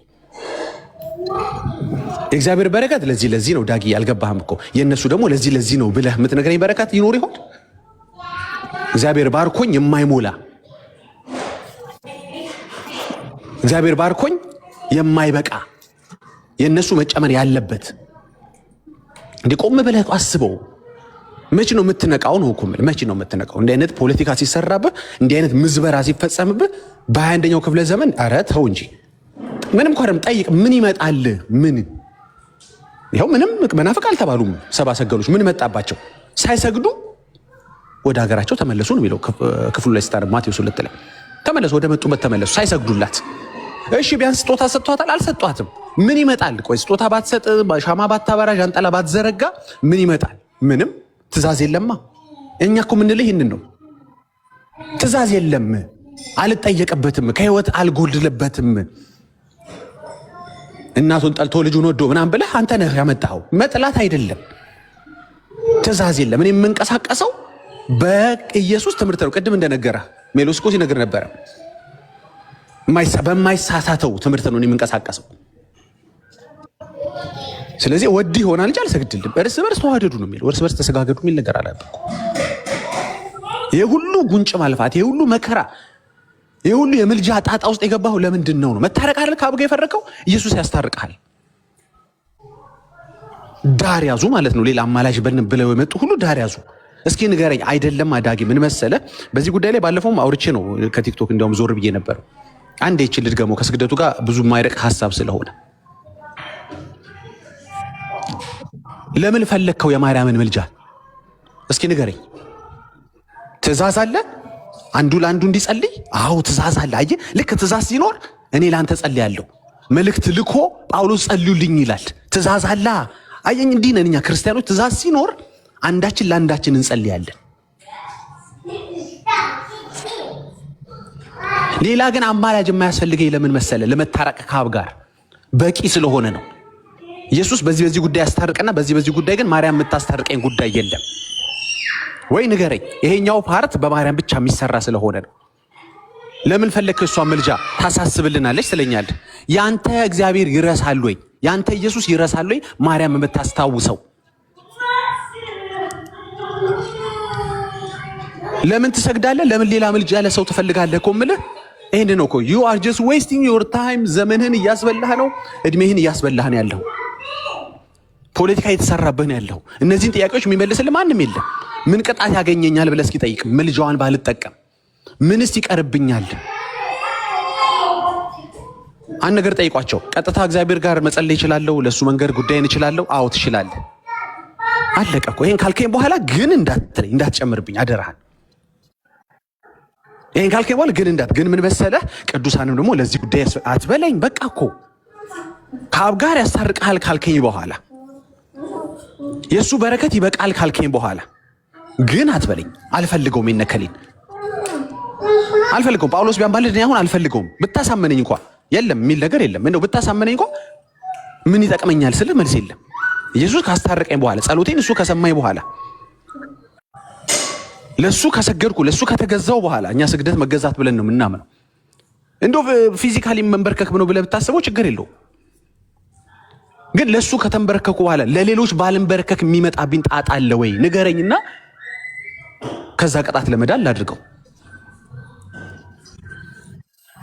አዎ መጽሐፍ ቅዱስ ባይልም ገድላቶቹ ያስጠነቅቃሉ፣ ይቆጣሉ። እንዲህ ብለህ ልትጠይቅ እንደምትችል ስለሚያስቡ ስም አጠራርህ ይጠፋል ብለው ያስቦካሉ። የቆምክበት ስፍራ አይገኝም ወይም ራስህም አትገኝም ተብለ አዎ ይላሉ። ቃሉ ግን ይላሉ አይልም። ቃሉ አላስፈራራኝም። ቃሉ ቅጣት እንዳለ አልነገረኝም። ቃሉ እኔ ለአንተ ብዬ ነው በኋላ ባታረገው ብሎ የነገረኝ ዋርኒንግ የለም። ቃሉ አልናገር ሲል በጎን መጡና ሰው ለሰው መስገድ ካቆመ በስግደት ሰበብ የምንሰበስበው ገንዘብ ሊቀርብን ነው፣ የምናገኘው ጥሪት ሊቀርብን ነው ብሎ ያሰበ ሰውዬ ምናልባት ትእዛዝ የለም ብሎ አልሰግድም ለሚል ሰውዬ ማስቦኪያ ራሱ ሸክሽኮ መመሪያ ወጣ። ምናልባት ብድግ ብሎ እኔ እኮ ማርያምን ባታማልደኝ እኮ እግዚአብሔር መንግስት ወርሳለሁ አይደል ሲል ቄሱ አይ አትወርስም አይለውም። ስለዚህ ምን አረገ? በጎን በኩል ማስፈራሪያ ጻፈ። ጠይቀው ሂድና ቄስህን ጠይቀው፣ ሂድና ፓትርያርክን ጠይቃቸው። እጎላለሁ ወይ ከህይወት እጎላለሁ ወይ በላቸው። አትጎል እሷ ባታማልደኝ እስቲ ቆይ አማላጅነት ብለን እናስብና ማለት ነው። ለእሷ መስገድ የግድ ነው ብለን እናስብና ባትሰግድ ምን ይመጣል? ምንም። ባታማልድ ምን ይመጣል? ምንም። ወይስ ኦፍ ታይም። ይቅርታ እኔ ጋር ድምፅ አለ። ቀጥል። በጣም አሪፍ ነው። በኢየሱስ ስም ተባረክ። ቅድም አሁን ያነሳውን ክፍል እንደውም ታምረ ማርያም ላይ ከፍቼ ላነበው ነበር። እንደዚህ ያለ ለማንኛውም አንብበው። በስዕሏ ፊት ስገዱ፣ ለስዕሉ ያልሰገደ ግን ከቆመበት ቦታ ይጥፋ፣ ስም አጠራሩ አይታወቅ፣ በሰማይ ያሉ መላእክትም ይደረግ ይሁን ይበሉ ይላልና እንዳልከው ማስፈራሪያ ያስቀምጧሉ ከፊት ለፊት። ስለዚህ አልሰግድም ባልሰግድ እንደዚህ ያ ነገር አይመጣብኝም ብሎ ቦልድሊ ነገሩን እንዳይሉት ላይክ እንዳይቃወሙት ማስፈራሪያ እንዳልከው ማስቀምጧሉ። ዋርኒንግ ነገር አስቀምጠውበታል። ስለዚህ አልሰግድም ማለት አይችሉም። አንሰግድም ብሎ ማለትም የቀረቡት እንደ ምስክርነትም ከዚህ ሀሳብ ጋር እንዲስማሙም የተነገራቸው የሰማይ መላእክት ናቸው ማለት ነው። ስለዚህ ከነዚህ ጋር አገናኝተው ይህን ነገር በደንብ አድርጎ ሊያስፈራቸው የሚችል አይነት መንገድ ነው የቀጠሉት። ዳግሻ የቀጥል አባኩ እሺ ቤካዬ ሜላዬ እስኪመጣ አንድ ነገር ብቻ ሀሳቤን ለመጠቅለል ማለት ነው። ተደጋጋሚ ሀሳብ እንዳላወራ እየፈራሁ ነው። በአጠቃላይ መታወቅ ያለበት ነገር ምንድን ነው? ለምታደርጋቸው ነገሮች ምክንያታዊ ሁን ወንድሜ፣ ምክንያታዊ ሁን። እንግዲህ ህይወት ማለት ይሄ ነው። እንግዲህ ይሄ ነው ሰዎች በምክንያት የሚያደርጉበት ነገሮችን በምክንያት የሚያደርጉበት አምልኳቸውን፣ መንፈሳዊ ነገሮችን እንዲሁም ደግሞ በምድር ላይ ያላቸውን ምልልስ በምክንያት የሚያደርጉበት ነው እንጂ ጀስት ፎር ኖ ሪዝን ነገሮችን አያደርጉም። መቼም በባክህ ምክንያታዊ ሁን ወንድሜ። ጀስት ምንም እንትን የለውም። አንዴ ይቅርታ ከልጆች ካሉበት ዘውረ ልበልና እንትን ልበል። እሺ ኤኒዌይስ እሺ ነገሩን እድል ለመስጠትም ሌሎችም እዚህ ላይ እንዲሉት የምፈልገው ምንድን ነው፣ እነዚህ የሚያጨቃጭቁን ጉዳዮች በብዙ ርዕስ አይታችሁ እንደሆነ የሚያጨቃጭቁን ጉዳዮች፣ ልምምዶች፣ በተለይ ከሰው ጋር ከቅዱሳን ጋር ከመላእክት ጋር የተገናኙት ነገሮችን ባለማድረግህ የሚመጣ ነገር ካለም የግድ ከዛሬ ጀምሮ ሄደህ መጠየቅ አለብህ። ይሄንን ፍራቻ ነው የማደርገው። መቼም አሁን ክርስቶስን የምንከተለው ከዘላለም ጥፋት ለመዳን ነው። እኔ አንዱ ምክንያቴ እሱ ነው። አየህ አስልቼ ነው የምኖር፣ ምክንያታዊ ሆኜ ነው የምኖር እንጂ በቃ መቼም ካለመከተል ይሻላል ብዬ አይደለም። ስለዚህ የተቀመጠ ነገር ሊኖርህ ይገባል፣ ሊነግሩህ ይገባል፣ አባቶችህ ሊነግሩህ ይገባል። እከሌ ለከሌ እንትን አድርጓል፣ ምን አገባኝ፣ የፈለገውን ያድርግ። አሁን የምፈልገው ባላደርገው ምን ይመጣል? ምልጃዋን ባልጠይቅ ምን ይመጣል? እንደው ብታማልድ እንኳ ብለህ ብታስብ፣ አሁን አንተ ጥቅስ እንዳለ ነው የሚሰማህ አይደል? እሺ አንተ ትክክል ነህ ብለን አስብን ራሱ ምን ያህል ከንቱ እንደሆነ የሰው ትምህርት እንደሆነ መመዝበሪያ በህይወትህ በእድሜህ መቀለጃ መሆኑን የምታውቀው ምን መሰለህ? የሚነግሩህ ትሩፋት የለም፣ ዚሮ። በረከታቸው እንዲያድርብን የተባለው በረከት እግዚአብሔር ከሚባርክህ የተለየ የበለጠ የተሻለ ነው ወይ? አይደለም። እግዚአብሔር በረከት ላይ የእነሱ ቢጨመር የሚጠቅም ነገር ስላለው ነው ወይ? አይደለም። ይሄንን ይንገሩ እኮ ችግር። አሁን ክርክሩን እቀጥልበት ችግር የለውም። በመጨረሻ ግን የማትመልሰው ጥያቄ ምን መሰለህ? አልሰግድም ብል እኔ ለመላክ ምን ይፈጠራል? እችን ብቻ መልስልኝ። በቃ እኔ አልሰግድም፣ አሁን አልሰግድም አይደል? እኔ ለምሳሌ ጴንጤ ነኝ፣ ክርስቲያን ነኝ። ምን ይፈጠራል? ጴንጤዎች አሁን አይሰግዱም። ማርያምን ፊት ለፊት አግኝተው እነ ሰብአ ሰገሎች አይሰግዱም። ምንድን ነው የተከሰተው? ማርያም ራሷ ለመላክ ተገልጦላት አልሰገደችም። ምንድን ነው ቆርኔሌዎስ አልሰገደም። አንተ ይገርምሃል እንዴ እኮ ምንድን ነው የሚፈጠረው? ንገረን እንድንጠነቀቅ። እስኪ የምታውቀው ነገር ካለ ሹክ በለናና ጴንጤዎች በዚህ አካሄዳችሁ ለመላእክት አልሰግድም ብላችኋል፣ ለቅዱሳን ለማርያም አልሰግድም ብላችኋል፣ ይሄ ይገጥማችኋል ብለህ ቁርጡ ንገረን። የምትነገረን ነገር የለም። ለዚህ ነው ሌላ መጽሐፍ ጽፈ ማስፈራራት የጀመርከው። አንድም ሐዋርያ አላስፈራራንም፣ ኢየሱስም አላስፈራራንም። ሊደርስብን የሚችል ነው ጣጣ አልነገረንም። ቅድም እንዳልኩት እርስ በርስ ተዋደዱ እንጂ እርስ በርስ ተሰጋገዱ ብሎ የሰጠን መመሪያ የለም፣ ትእዛዝ የለም እኮ። እንድንጠነቀቅና ንገረን ነው የምልህ። የምናገኘው የተለየ ሰላም፣ የምናገኘው የተለየ ጥበቃ፣ በረከት ምናምን በመስገድ አለ የምትለኝ ከሆነ በሌላ ቋንቋ እያልከኝ ያለው ምንድን ነው? እግዚአብሔር ሊያደርግልኝ ከሚችለው የተሻለ ወይም በተጨማሪነት የነከሌም አለ እያልክ ነው ማለት ነው። ይሄ ደግሞ ትልቅ ምንፍቅና፣ ትዕቢት፣ ብልግና ነው፣ ውሸት ነው። እኛ በቂ ነው እግዚአብሔር ብለን ነው የምንኖረው። በቂ ነው በቃ። ለሱ ሰግደን ፌል አናደርግም፣ ለሱ ተገዝተን ፌል አናደርግም። እሱ ባርኮን ምንም ባዶነት አይሰማንም፣ ይሞላዋል። ለእነ ማርያም የሚያስቀርላቸው ለመላእክት እከሌ የሚያስቀረው የሆነ ቦታ የለም። ይህችን ደግሞ ያው እዛ ጋር ስትሰግድ የምታገኘው ፓርት ነው። ይሄን እዛ ጋር ስገድና ይሞላልሃል ብሎ የተሆ ፓርት የለም። ለእንትን በረከት አታስፈልገኝም ማርያም በቂ ስለሆነ በቃ በልጇ የምባረከው በረከት በቂ ስለሆነ እሱ ቤቴ ካለ እሱ በህይወቴ ካለ በቂ ነው። ፕሊዝ ግድ የለም እልሁን ተወውና ይህን ጥያቄ አስመልስ፣ ንገሩኝ በል።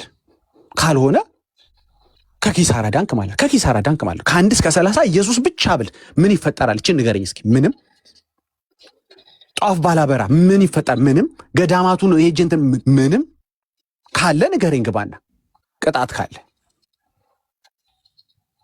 ሁሌ እንደምናገረው የፍርድ ቀን ያዙልኝ፣ እሱን ሰው ያዙልኝ። ማርያም መታ ማለት ነው። ያዙልኝ። ቆይ እንትን በዓሌን አላከበረም፣ ጧፍም አላደረገም። ገብርኤል መጥቶ አዎ የንግሴ ቀን እንትን አላለም። እንግዲህ መልአክ ሲነግስ እንግዲህ ያስቡት። አረ እንደሱማ ካላችሁ ብሎ እዛ ጋር ደግሞ ጊዮርጊስ መጥቶ ይሄ ትቢተኛ ሻማንትን ሳይል ሊገባ ነው እንዴ ወደ መንግስት? ያዙልኝ እንዳታስገቡት ነው የሚለው። ወይም ራሱ ኢየሱስ ሂሳብ ሰርቶ ለእንትና በዓላቸውን ስላላከበርክ ንግሳቸውን እንትን ስላላርክ ምን ይመጣል? ምንም ብሮ። አሁን ባን በኢየሱስ ክርስቶስ ካለበት ጨለማ ባን። አሁን ድንግጥ ብለህ መባነን አለብህ አይደል? ብለህ መባን አለብህ። እውነት እኮ ነው። ግን ምንድን የተበተበብኝ? ማን ነው ዘመኔን ሁሉ የቀለደብኝ? አሁን መባነን አለብህ ብራዘር። አንሰግድም ብራዘር፣ አንሰግድም። ምክንያቱም ባንሰግድ ችግር ያለው ለእግዚአብሔር ብቻ ስለሆነ ነው። ለዚህ ነው ለእግዚአብሔር የምንገዛው። በቃ ለሱ አለመገዛት ከህይወት ያጎለናል። ዳትስ። ስለዚህ አይ ዊሽ በዚህ ላይ የሚያወራ ቢኖር ሜላየም ከተመለሰ ቴዳየም አለ በዚህ ላይ በተሄዱበት በጣም ደስ ይለኛል። ወዳችኋለሁ። ሀሳብ ከደጋገሙ በጣም ይቅርታ ይደረግልኝ። እዚህ ጋር ዲስትራክትድ እየሆንኩ ስላወራሁ ነው። ወዳችኋለሁ። ዳግሻዬ በጣም የሚገርም እግዚአብሔር አምላክ ነፍስ ይባርክ። ምንም የተደጋገመ ሀሳብ የለም ምንም እና እግዚአብሔር አምላክ ነፍስ ይባርክ። ዜና መዋል ላይ እንቆም ትንሽ እስቲ። አብዛኛው ጊዜ ከዚህ ጥቅስ ውጭ አያውቁም። ዜና መዋል አንደኛ ዜና መዋል ምዕራፍ 29 ቁጥር 20 ላይ ትንሽ እንቆይ። ብዙ ጊዜ የሚጠቅሱት እሱን ሀሳብ ብቻ ነው። ይኸው ሰገዱ ለንጉሱ ነው ለእግዚአብሔር ምንም የተለየ ነገር አልነበረ ምናምን ቢሉ ነገር ይላል። አብዛኛውን ጊዜ ለአርጊመንት የሚያቀርቡት ይህንን ጥቅስ ስለሆነ እነዚህ ጥቅስ ቅድም እንዳልኳችሁ ባለቤትነቱ የስግደት የእግዚአብሔር ብቻ ነው፣ ለእግዚአብሔር የቀረበ ነው ብዬ ነው የማምነው። የንጉሱን ንግግር ማተር ያደርጋል ብዬ ስለማምን የንጉሱን ጥሪ ነው ማየት ያለብን። አስቀድመን የጠራው ንጉሱ ለአባቶቻችን ወይ ደግሞ ለአባቶቻችሁ አምላክ ለእግዚአብሔር ነው ያለው እና ስለዚህ የመጡበትን ነገር ያውቃሉ። ንጉሱ የጠራቸው በንጉሱ ዘንድ የሰበሰቡ እነኛ ጉባኤዎች ማለት ነውና የመጡበትን ፐርፐዝ ወይ ደግሞ ዓላማ ነው ያሳኩት ብዬ ነው የማምነው። ለምሳሌ ዳንኤል 6 ላይ ይመስለኛል ናቡከደነፆር ያቆመው ምስል ነበር አለ። ስለዚህ ትእዛዝ አወጣ አይደለም በአዋጅ ነጋሪው በኩል በቃ ላቆም ምስል ይሃፍቱ በቃ መስገድ አለባቸው። ያልሰገደ ምናምን ብለው ካልሰገዱ የሚጠብቃቸውን ነገር ሁሉ አዘጋጅቶ ነው ትእዛዝ ያወጣውና በንጉሱ አዋጅ መሰረት ነው ስግደቱ የተከናወነው። ስለዚህ የንጉሱ ንግግር ማተር ያደርጋል ማለት ነው። የንጉሱ ትእዛዝ ማተር ያደርጋል። የንጉሱን ትእዛዝ አለመስማት አይችሉም ማለት ነው። ምን እያልኩኝ ነው? ዜና መዋዕል ላይ ያለው ዳዊት የጠራው ህዝቡን የአባቶቻቸውን አምላክ እግዚአብሔርን እንዲያወድሱ ነው። እንዴት አወደሱ? ሰግደው በስግደት እግዚአብሔር አምላክን አወደሱት። ግልጽ ነው እና ስለዚህ እዛ ክፍል ላይ የቀረበው ስግደት አንድ ነው። ያም ስግደት የቀረበው ለልዑል አምላክ ለእግዚአብሔር እንጂ ለዳዊት ተከፍሎ የተሰጠው የክብር ስግደት የሚባል ነገር የለበትም። ያ ቴዳዬ እስቲ አውራ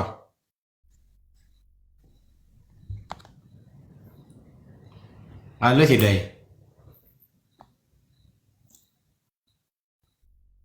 ቴዳዬ ቢዚ ነው። እሺ መርሲ ያለሽ እትየው ኦርቶዶክሳን ገባ መሲማት ቀድመኝ አባር እሺ መሲማት ቀድመኝ ቦልካታለሁ። እኔም ቦልከኝ ትላለህ። በተወካይ ነው ደግሞ የምታወራው። ከታች ኮሜንት ተመልከት። በተወካይ ነው የምታወራው። ማን ነው በኮሜንት ስራ ላይ እንደሆነች እየነገረን ያለው? እንዴት ነው ይሄ ነገር? ትልና ነገር ትፈልጋለህ ማለት ነው። እኔን አስቀድመኝ። እሺ አንተንማ አስቀድማለሁ። እንዴ ቪዲዮ ይሰራብኝ እንዴ? አንተንማ አስቀድማለሁ። ቀጥል ግን ዳዬ ቀጥል አባኮ የዜና መዋዕሉን ሀሳብ አንሳት ዳዬ። እዛ ላይ የቀረበውን ስግደት ኧረ ተወኝ። አይ ምናልባት እሱ ከቸኮለ ብዬ ነው። እኔን አስቀድመኝ ስላለ ከቸኮለ ብዬ አረ ወንድማችን እኮ ነው አባ። በጣም የሚገርም ወንድም እኮ ነው ቴዳዬ። አውቀዋለሁ። ከታች እየነቆርኩት አታይም እንዴ? መሲ ስራ ላይ ነች ሲል እንዴት ነው ይሄ ነገር እያልኩ የዜና መዋሉን አንተ ያልከው ላይ ትንሽ ነገር ለመጨመር አንዳንድ ጊዜ መጽሐፍ ቅዱስን ስናነብና ልንረዳ ስንሞክር ከምንመለከታቸው ነገር ውስጥ አንዱ ዘመኑን ነው። ዘመኑን መመልከት ይኖርብናል። በዘመኑ ምን አይነት ባህል ነበረ፣ ምን አይነት ስርዓት ነበረ፣ ምን አይነት ሁኔታ ነበረ የሚለውን ማየት ይኖርብናል።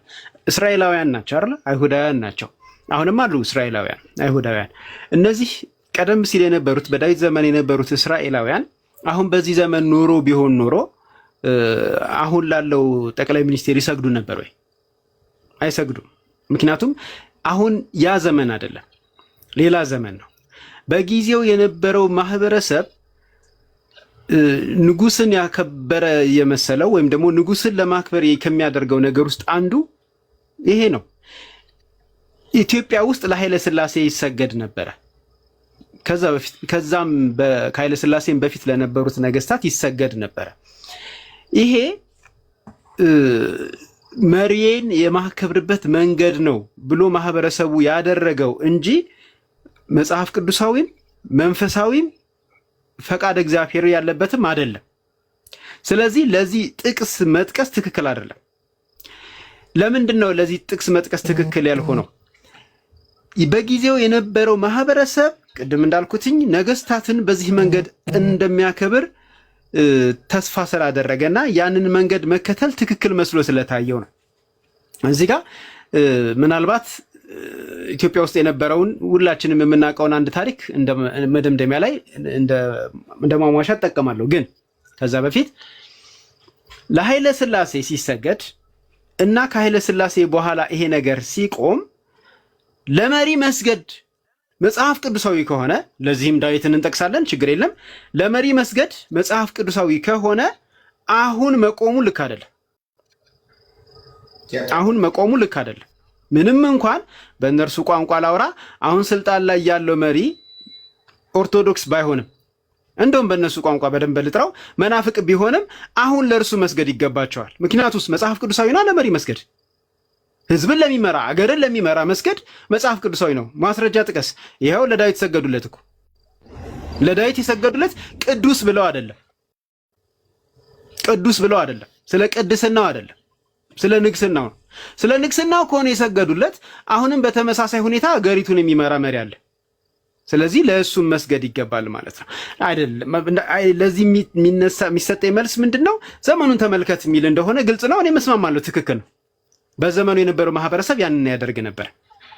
ለኃይለ ሥላሴ የሚሰገደው ኃይለ ሥላሴ ቅዱስ ስለሆኑ ወደ እርሳቸው መስገድ ወይም ለእርሳቸው መስገድ በረከት ስለሚያስገኝ ፈቃድ እግዚአብሔርም ስለሆነ አይደለም ሲሰገድላቸው የነበረው ይሞክሯታ። ኦኬ፣ አፌን አሟሽበታለሁ ወዳልኩት ነጥብ ስመጣ ኢትዮጵያ ውስጥ አንድ ታሪክ ተከስቷል። ምን አይነት ታሪክ? በጣም በርካታ ሰዎች እንዲሞቱበት የሆነ ታሪክ። በዚህ ምክንያት ሰማዕት የሆኑ ሰዎች አሉን። እኛ ወንጌል የገባን ሰዎች ለእግዚአብሔር በቀር ለማንም አንሰግድም ያሉ ጀግና ኢትዮጵያውያን ሰማዕት ሆነዋል በኢትዮጵያ ምድር ላይ። ንጉሱ በአደባባይ በተለያየ መንገድ እያሰቃየ ገሏቸዋል። ያሰቃየበትን መንገድ ምናልባት 2 ወይም 3 ደቂቃ ሌላ ወንድም እስኪናገር ድረስ ከሰጣችሁኝ እስኪ ዘገንናችሁ ድረስ አነብላችኋለሁ። ምን አይነት የማሰቃያ መንገዶች እንደተከተለ ማለት ነው። እግረ መንገዴን እየፈለግኩኝ ነው እያወራሁ ማለት ነው። ንጉሱ ያው ስናገር ብዙዎቻችሁ ወደ አይምሯችሁ መጥቷል ብዬ አስባለሁ። ዘርዓ ያዕቆብ ነው። ጀግኖቹ ክርስቲያኖች ደግሞ እስጢፋኖሳውያን ናቸው። የግጭታቸው መነሻም መድረሻም ምንድነው? ስግደት ነው። እነርሱ ምንድን ነበር የሚሉት? 2 ቦታ ላይ እጠቅሳለሁ። የመጀመሪያው ንጉሱ ስገዱልኝ ብሎ ሲል ምን ብለው መለሱለት? ቡራኬ ይበቃሃል እንጂ ስግደት ላንተ አይገባም አሉት። ከዛ በኋላ ምን አለ እሱ? ያዕቆብ ለኤሳው ሰግዶ የለም እንዴ? አብርሃም ለኬጢ ልጆች ሰግዶ የለም እንዴ ብሎ ጠቀሰ። ለዚህ ጥቅስ ምን ብለው እንደመለሱለት ታውቃላችሁ? እንትና አድርጎታል የሚል ይሄ የስንፍና ንግግር ምንድን ነው? ከከሌና ከእንቶኔ ድርጊት ይልቅ ሰማይና ምድር ያልፋል ቃሌ ግን አያልፍም ያለ የእግዚአብሔር ቃሉ አይበልጥምን? እሱ ከኔ በቀር ለማንም አትስገዱ ብሏል ብለው መለሱለት። ለዚህ ንግግራቸው በእርግጥ ምንም መልስ አልሰጣቸውም። እሺ ሁለተኛ መከራከሪያ ሐሳቡ ምንድን ነበረ? ሁለተኛ መከራከሪያ ሐሳቡ ደግሞ ለስዕለ ማርያም ስገዱ፣ ለስዕለ ማርያም ስገዱ። ይሄኛው ክርክር በብዙ አደከማቸው። ከዛ በኋላ ምን ብለው እንደመለሱ ታውቃለህ ቤካዬ? ለልጇ ስንሰግድ በዛ በኩል ታገኘዋለች አሉ።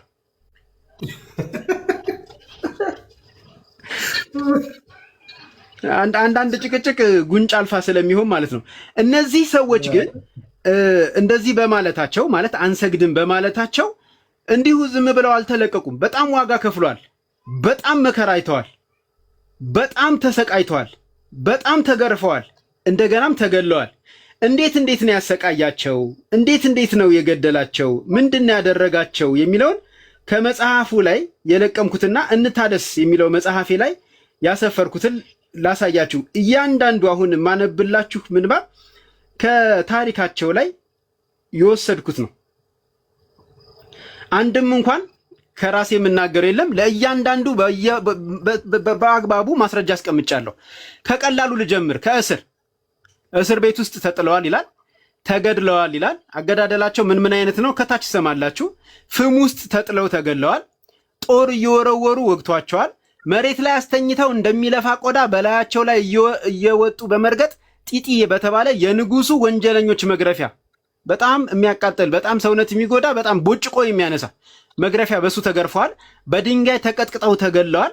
አንዲትን ሴት እግሮቿን ግራና ቀኝ ወጥረው በማሰር እርቃነ ስጋዋን አስተኝተው እሳት አንድደው በፍም ጭንና ብልቷን በማቃጠል ቀኑን ሙሉ እየጠበሱ ሲያቃጥሏት በእሳቱ ቃጥሎ ምክንያት ሞታለች። አዝራት በተባለ ምድር በጣም በሚያሰቅቅ ብርድና ቅዝቃዜ ውስጥ ራቁታቸውን እንዲሆኑ በማድረግ በቅዝቃዜውና በእርጥበቱ ምክንያት ከመጣው ተላላፊ በሽታ 98 ቅዱሳን ሞተዋል። የእግር ጅማቶቻቸውን በማውጣት መንገድ ላይ ጥሏቸዋል። እህልና ውሃ በመከልከል በረሃም ገለዋቸዋል። በዚህም 18 ሰዎች ሞተዋል። ኮሶ በማጠጣት አሰቃይቷቸዋል። በጆሮአቸው ውስጥ ጉንዳን ጨምረውባቸዋል። ሰውነታቸውን በጦር ወግተው በቀዳዳ ውስጥ ድንጋይ ወትፈውባቸዋል። አስክሬኖቻቸው የተቀበሩ ከሆኑ ከተቀበሩበት ወጥተው ካልተቀበሩም ደግሞ ከያሉበት እየተፈለጉ በእሳት እንዲቃጠሉ ተደርገዋል። አስክሬን ራሱ ማለት ነው። መሬት ላይ በማስተኛት በላያቸው ላይ ደረቅ እንጨት በመረብረብ በህይወት እያሉ ማለት ነው ደግሞ ይሄ በእሳት አቃጥሏቸዋል። እጅና እግራቸውን እየቆረጡ ለአናብስት ሰጥቷቸዋል። አንዷን ቅድስት ደግሞ ለብቻዋ መርጠው ቀሚሷን ቆቧን በማስወለቅ እርቃነ ስጋዋን አድርገው በእሾህ ገርፈዋታል። ሌላኛዋን ስማቸው አለ። ሌላኛዋን ደግሞ እጇን አጥብቀው በማሰር ክንዶቿ እንዲቆረጡ አድርገዋል። መሬት ላይ በማስተኛት በእግሮቻቸው መዳፎች ውስጥ ሚስማር በመዶሻ መተውባቸዋል። መሬት ላይ አጋድመው የጋለ ብረት በአፋቸው ውስጥ ከተውባቸው በመዶሻ ያንን ብረት መተውታል። በአፍንጫቸው ውስጥ ሹል ብረት በመሰካት በመዶሻ ቀጥቅጠዋቸዋል። አንገታቸውን ቆርጠው ጭንቅላታቸውን በዛፍ ላይ በማንጠልጠል ሌሎች ተመልካቾች እንዲፈሩ ለማድረግ ተጠቅመውበታል።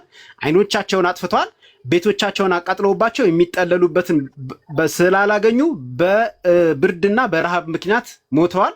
አንዱን ደቀ መዝሙር ደግሞ በተደጋጋሚ ያገኙት ይሄን ደቀ መዝሙር 4 ጊዜ፣ አሁን ለ5ኛ ጊዜ ሲያገኙት ንጉሱ በፊቱ አቅርቦ ከዚህ በፊት አፍንጫው፣ ጆሮ፣ ምላሱ የተቆረጠ በመሆኑ አሁን ምኑ ይቆረጥ ግራ ስለገባው ጅማቱ ይወጣ ስለሆነ አይኑን በወስፌ አውጡት ሲል አይኑን በወስፌ እንዲያወጡት አድርገዋል። 700 መነኮሳት በአደባባይ እርቃናቸውን አስቆሟቸዋል። ይሄ በጊዜው በተለይ ለመነኮሳት እጅግ በጣም ትልቅ ውርደት፣ ራቁት በህዝብ በፊት መቆም።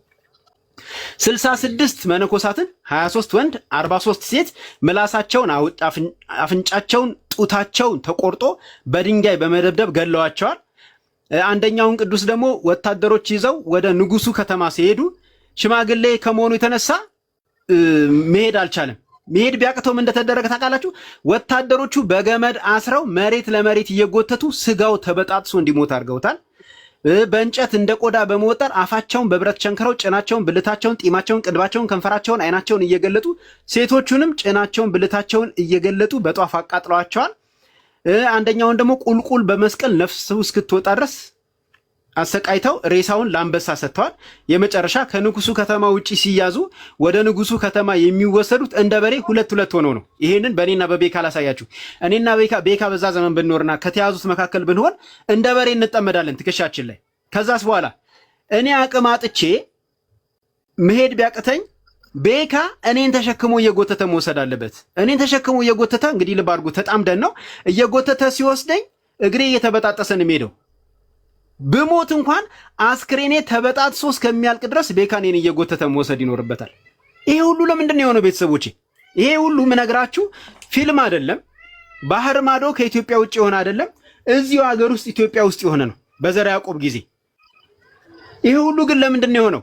ስግደት ለእግዚአብሔር ብቻ ስላሉ፣ ስግደት ለእግዚአብሔር ብቻ ስላሉ። ቤተሰቦቼ እንደዚህ አይነት ጀግና ምሳሌ የሚሆኑ አባቶች አሉን። እሺ ሊያውም ኢትዮጵያውያን ሩቅ ሳትሄዱ እንደዚህ አይነት ጀግና የሆኑ አባቶች አሉን። ስለዚህ ማንም በተልከሰከሰ ትምህርት ሊያታልለን የሚችል ደካማ እምነትና አስተምህሮ ያለን ሰዎች አይደለን። ጥሩ አብነት ያለን ሰዎች ነን እና እንዲህ አይነት ጥቅሶች በቀላሉ አያታሉልን። ምክንያቱስ ቅድም ሜላ እየተናገረ ነው፣ መብራት ጠፍቶ ኔትወርክ ያስወጣኝ። አሪፍ ነገር ሲናገር የሰማሁት ምንድን ነው? እኛ ትእዛዝ ነው ያለን፣ ለእግዚአብሔር ስገድ የሚል ትእዛዝ። ስለዚህ ከእግዚአብሔር ውጪ ለሌላ አካል መስገድ ያስፈልጋል ብለው የሚሉ ከሆነ ትእዛዝ ነው ሊያሳዩን የሚገባው። ተሳሳች የሆኑ ደካማ የሆኑ የሰዎችን ልምምድና ተግባር አይደለም ሊያሳዩን የሚገባው። ኦኬ፣ የንግግር መጨረሻ እንግዲህ እነሱ ለቅዱሳን መስገድ ይገባል ብለው እከሌ ለእንተኑ የሰገዱ የሚሉትን ሲያነሱ ብዙ ጊዜ ወይ ተሳስተው ይጠቅሱታል፣ አሊያም እንዳላይ ያልፉታል። ምንን? አብርሃም ለኬጢ ልጆች መስገዱን። አብርሃም ለኬጢ ልጆች ሰገደ የሚለው ግን ለአሕዛብ እንደሆነ አስተውለውት ይሆን? እነዚህ አሕዛብ ጣዖት አምላኪያን እሱ እንደሆኑ አስተውለውት ይሆን? ኦኬ፣ ለአሕዛብ ወይም ደግሞ ለጣዖት አምላኪ የሚሰገድ ከሆነ ለሼ እንትናና ለሐጂ እንትና የሚስገዱና ያሳዩና፣ ለሙኒራና ለክድጃም እየሰገዱ ያሳዩን። ምክንያቱም አማኝ ላልሆነም ከዚህ ቤተ እምነት ውጪ ለሆነ አካል መስገድ ይቻላል። ማስረጃ፣ አብርሃም ለኬጢ ልጆች ሰግዷል። አብርሃም ለኬጢ ልጆች ስለሰገደ ክርስቲያን ላልሆኑ ሰዎች መስገድ ይገባል፣ ወይም ደግሞ ኦርቶዶክስ ላልሆኑ ሰዎች መስገድ ይገባል። ስለዚህ ለእኔ ለቅዱስ ቴዎድሮስ መስገድ ይገባቸዋል ማለት ነው። እግዚአብሔር ይስጥልኝ። ቴዳዬ እግዚአብሔር አምላክ አብስቶ ይባርክ። ዳግሻዬም ጥያቄ ካለው ኪንግም ጥያቄ ካላችሁ መቀጠል ትችላላችሁ። የሚገኘው እዚህ መጽሐፍ ውስጥ ነው። አሁን ቴዳዬ ያነበበ ያለው መጽሐፍ በእሱ የተጻፈ መጽሐፍ ነው። እንታደስ ይላል። የኢትዮጵያ ቤተክርስቲያን ውጣ ውረድ በታሪክ ውስጥ ነው የሚለው። ስለዚህ ገዝታችሁ ተጠቀሙ ወንድሞቼ፣ እናቶቼ። በጣም የሚገርም መጽሐፍ ነው። ቴዳዬ ነው የጻፈው። ቴዎድሮስ ደመላሽ ይላል። ይታያችኋል።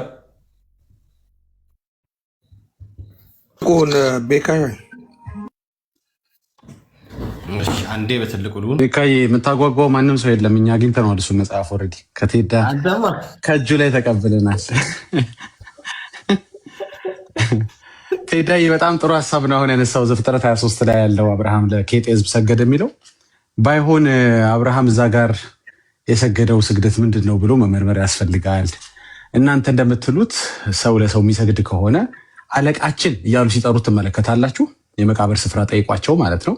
ከሰጡት በኋላ አለቃችን እያሉ ይጠሩታል።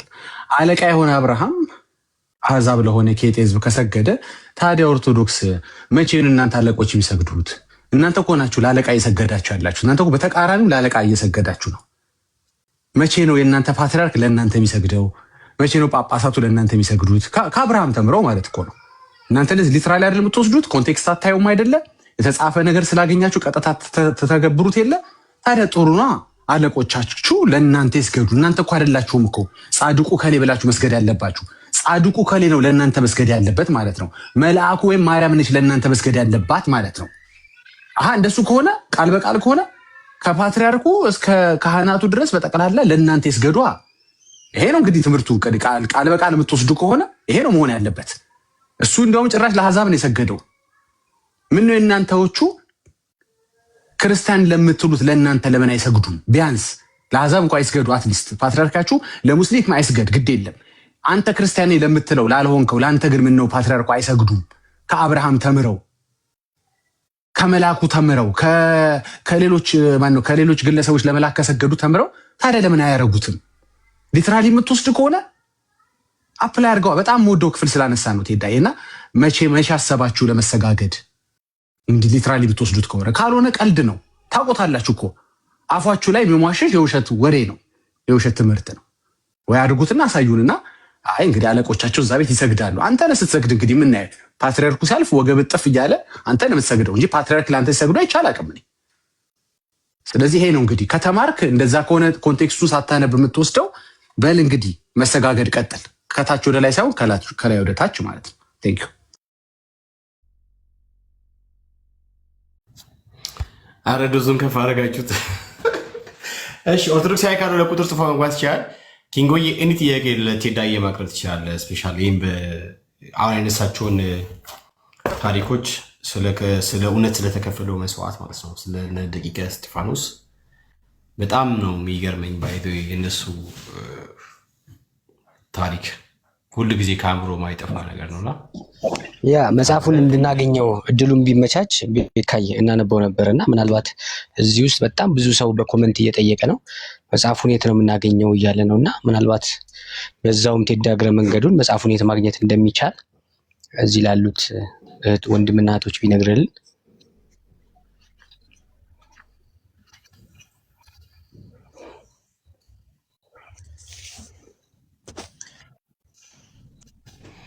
ያ ቴዳዬ እንግዲህ ጥያቄ ቀርቦልሃል አባ። እሺ በሰሙነ ሕማማት እግራችንን ያጥቡ የለ እንዴ? ዋው የሚገርም ነው። አንተ በዛው አንዲት ስግደት ለዳኒ ይገባል ብለው እየሰገዱ እንደሆነ በዛው እስኪ ጻፍልን። አላወቅም። አይ ቆይ እንደሱ ሳይሆን ምን መሰለህ፣ እነሱም የሰሙነ ሕማማት ብቻ ላይ ስገዱ ታዲያ እነዛ የሰሙነ ሕማማት ከሆነ የሚያጥቡት ስለ ስግደት ስንል ስለ እግር ማጠብ ትጽፍልናለህ? እንዴት ያለ ነገር ነው? አንተ አመቱን ሙሉ ሰግደህ። እሺ ብቻ ቀጥሉ። አይ አሁን ከስራ ወደ ቤት እየገባ ስለሆነ ምናልባት እግሩ እየታጠበ ስለሆነ በዛው ትዝ ብሎት ሊሆን ይችላል። ኧረ ቴደ ኪንጌ መጽሐፉ ምናልባት እርግጠኛ አይደለሁም ካለ ግን የሚገኘው ራእይ መጽሐፍት መደብር ስቴዲየም ዙሪያ ያለው እና መሰረተ ክርስቶስ መጽሐፍት መደብር እሱም በተመሳሳይ እዛ ስቴዲየም ራሱ ስቴዲየሙ ራሱ የተለያዩ ንግድ ቤቶች አሉት። የቆዳ ውጤቶች፣ ቡና ቤቶች፣ የትርጉም ስራዎች እንዲህ አይነት የተለያዩ ንግዶች የሚሰሩ አሉና ከነዛው ውስጥ ሁለቱ መጽሐፍ መደብሮች አሉ። እንደገና ራእይ መጽሐፍ መደብር ቤሌራ አካባቢ አለ አቤኔዘር ገስታውስ ጋር። እንደገና ደግሞ ወደ ጉርድ ሾላ አካባቢ ያለ ጉርድ ሾላ አካባቢ ያለውን በትክክል ቦታውን አላውቅም፣ ግን ጉርድ ሾላ አካባቢ ራእይ መጽሐፍ መደብር እንዳለ አውቃለሁ። እና እነዚህ ጋር ማግኘት ይቻላል። ግን ምንድነው ያጠራጠረኝ እኔ እጅ ላይ ጨርሻለሁ፣ እነሱም ጋር ያለቀ ስለመሰለኝ ነው። ምናልባት እዛ ሞክሩ፣ ካልሆነ ግን በውስጥ ኮንታክት አድርጉኝና ሌሎች ያልተሸጡ ቦታዎች ፈልጌ ልክላችሁ ይችላለሁ።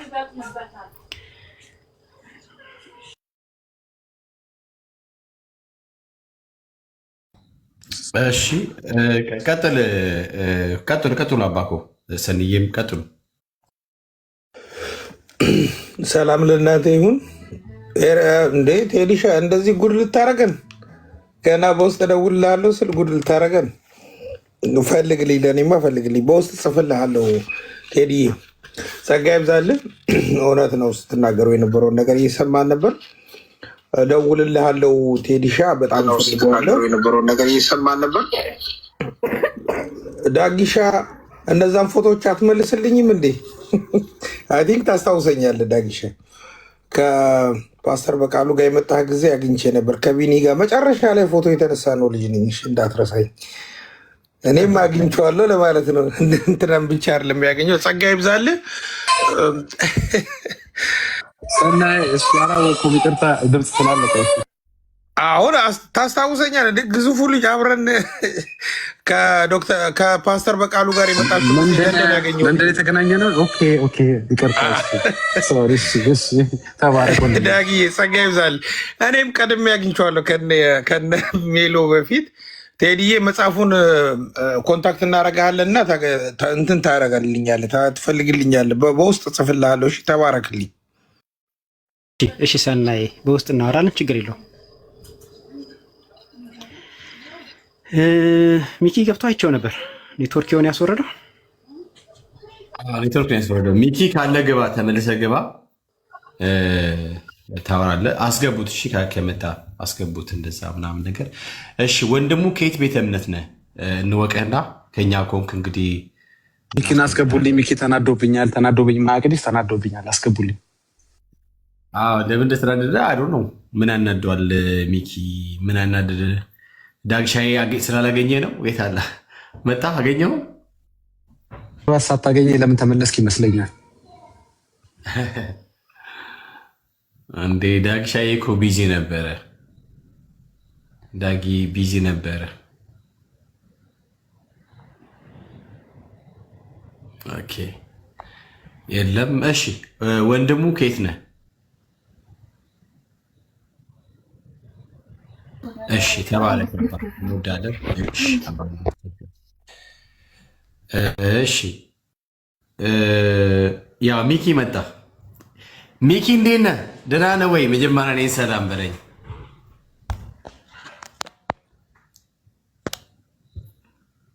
ሚኪ እንዴ ሰላም በለኝ እንጂ ሚኪዬ። እንኳን ደህና መጣ። ስለመጣ ደስ ብሎኛል። ስላገኘው ስላየው ደስ ብሎኛል። እንዴት ነህ? ደህና ነህ ወይ? ቤተሰብ ሰላም ነው? ልጆች ደህና ናቸው? ሚኪ አለ?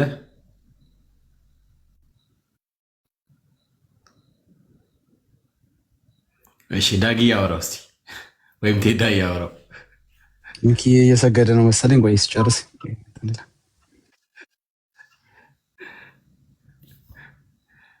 እሺ ኤፊ እየቀጠለ ሚኪ እስኪመለስ ድረስ።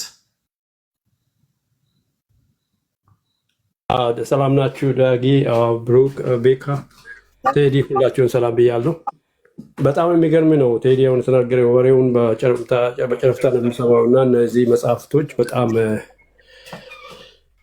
ኢትዮጵያ ውስጥ ነው የተደረገ ወይስ ህልም ነው እያልኩ ነበር። ብዙ ሰምቻለሁ ከዚህ በፊት ግን ይህን መጽሐፍ መጻፉ ከዚህ በፊትም ኤርሚያስም ተናግሮ ነበርና ቴዲ የጌታ ዘመንን ይባርክ። በጣም የሚገርም ነገር ነው ይሄ። እስከ እንደው ከአብያተ ክርስቲያናት ወንጌላውያን ለምን ዝም አሉ? በዚህ ነገር እኮ በአጠቃላይ መሰራት ነበረበት።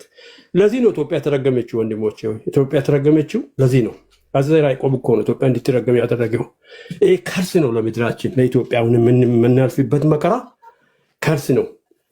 ይሄ ብሔር ዘረኝነት ያመጣው ይሄ ከርስ ነው። በዚህ በዘራ ያዕቆብ ያመጣ የዘራብን ይሄ የሰው ደም በጣም የሚገርም ግፍ እኮ ነው።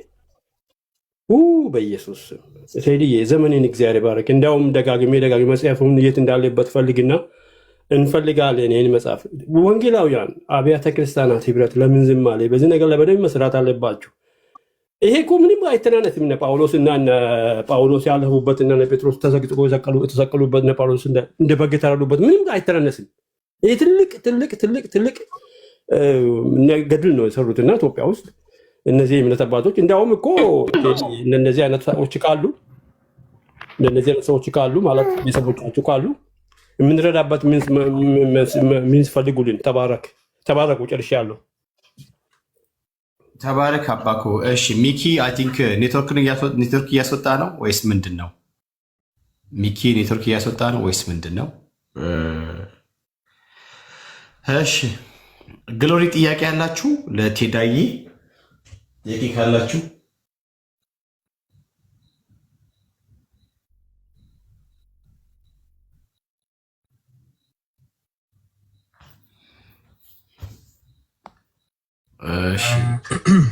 ሚካኤል ወይ አባቡ ሚኪ መጥቷል መሰለኝ።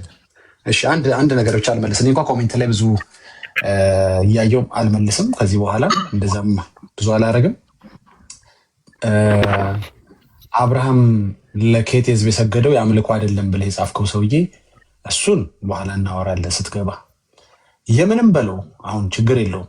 ለምንድን ነው ከአብርሃም ተምረህ አንተ እሱ ለአህዛብ የሆኑ የኬት ህዝቦች እንደሰገደ አንተም ለአህዛቦች ለምን ከአብርሃም ተምረህ አትሰግድም? መልስልኝ። ለምሳሌ ለሙስሊሞች ለምን አትሰግድም? አንተ ኦርቶዶክሳውያኑ ለቅዱሳን ነው የምሰግደው ነው የምትለው አይደል እንዴ? ለቅዱሳን እንደምትሰግደው ከአብርሃም ተምረህ ደግሞ ለአህዛብም ስገድ። ኮንቴክስቱ ካልገባ ክፍሉ ካልገባ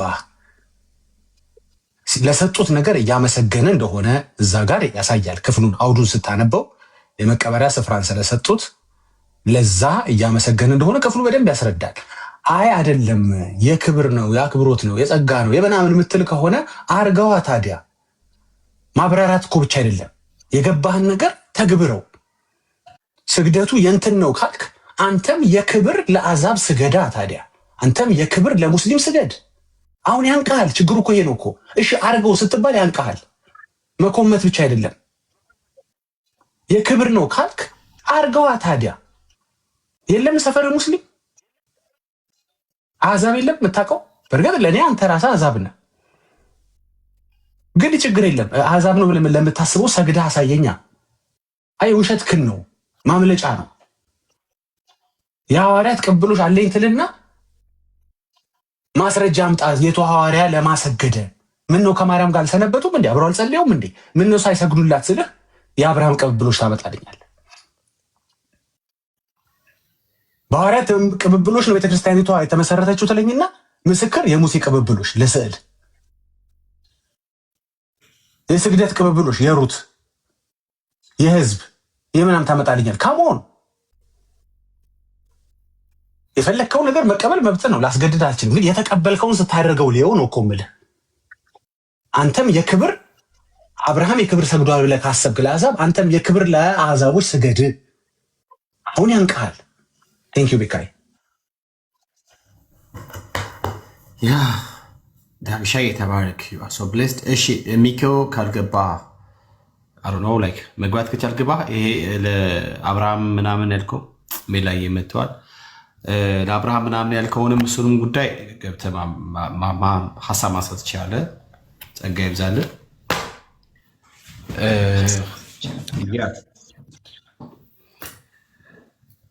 እሺ ቴዳይ የምትለው ነገር ካለ ጨምር በዛ ሀሳብ ላይ። ቴዳይ ቅድም ምናልባት ሜል ላይ እየሰማ ከሆነ ተቋረጠ። ዳግሻይም ጥያቄዎች አሉት ብዙ ብዬ አስባለሁ።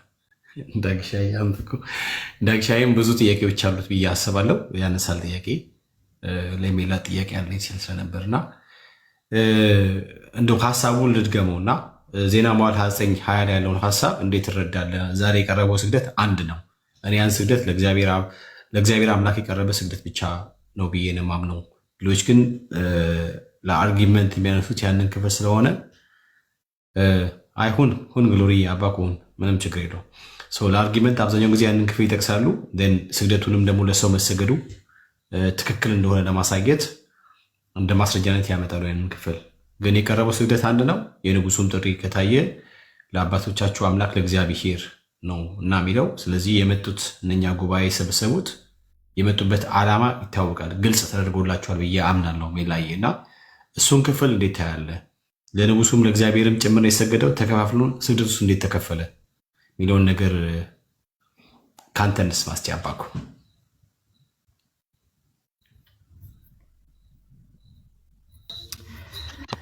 እሺ በድጋሚ ሰላም ብያለሁ። የትኛውን ነው ቤጋይ? አልሰማዎቹም ነበር በደንብ ነው ስልክ እንትን እያልኩ ዜና መዋዕል 29:20 ላይ ያለው ሀሳብ። ኦኬ እሺ፣ ለእግዚአብሔር ለንጉሱ የሚለው ሀሳብ ማለት ነው። ያ እሺ፣ ይህም እንግዲህ ቅድም ካየናቸው ብሉይ ኪዳን ላይ ካሉ ሀሳቦች የተለየ አይደለም። እዛ ጋር እንግዲህ የምናገኘው ኮንቴክስቱን ስናይ ዳዊት ሲናገር እናገኛለን። አምላካችሁን እግዚአብሔር ባርኩ አይደል የሚላቸው። ከዛ በኋላ ህዝቡ ደግሞ ያደረገውን ነገር እናያለን። አሁን ዳዊት የጠየቀው ጥያቄ አለ፣ ወይም ደግሞ ዳዊት ትእዛዛዊ በሆነ መንገድ የተናገረው ነገር አለ አይደለ? ያ ምንድነው? አምላካችሁ እግዚአብሔርን ባርኩ ነው ያላቸው። ስለዚህ ትእዛዛዊ መመሪያው ምንድነው? እግዚአብሔርን ባርኩ የሚል ነው። ጉባኤው ደግሞ ምንድነው ያደረገው? አዘን ብሎ ሲሰግዱ እናያገኛለን ማለት ነው። ምናልባት እስራኤላውያንን ስንመለከት ዳዊትን ያው ከእግዚአብሔር የተቀባ እንደሆነ እናውቃለን። በዛ አይነት መንገድ እንደ ህዝብ የሚያደርጓቸው ለንጉሶቻቸው የሚሰጡት የራሳቸው የሆነ ትውፊት አላቸው። ያ ትውፊታቸው ልክ ነው ወይስ ልክ አይደለም ነው ፖይንቱ። በእኛ ሀገርም እኮ ብናይ ለነገስታት ይሰግዱ የነበሩ ሰዎች ነበሩ አይደል? በታሪክ የምናውቀው ነገር ነው። ለነገስታቱ ያን ነገር ተሰጠ ማለት ልክ ያደርገዋል ወይ? ልክ አያደርገውም። ግን ዋናው ነገር እዚህ ምዕራፍ ላይ የምናገኘው ነገር ዳዊት የተናገረው ነው። እሱ ላይ ነው የምናሰምረው ማለት ነው። ዳዊት የተናገረው ምንድነው? አምላካችሁን እግዚአብሔርን ባርኩ ነው ያላቸው።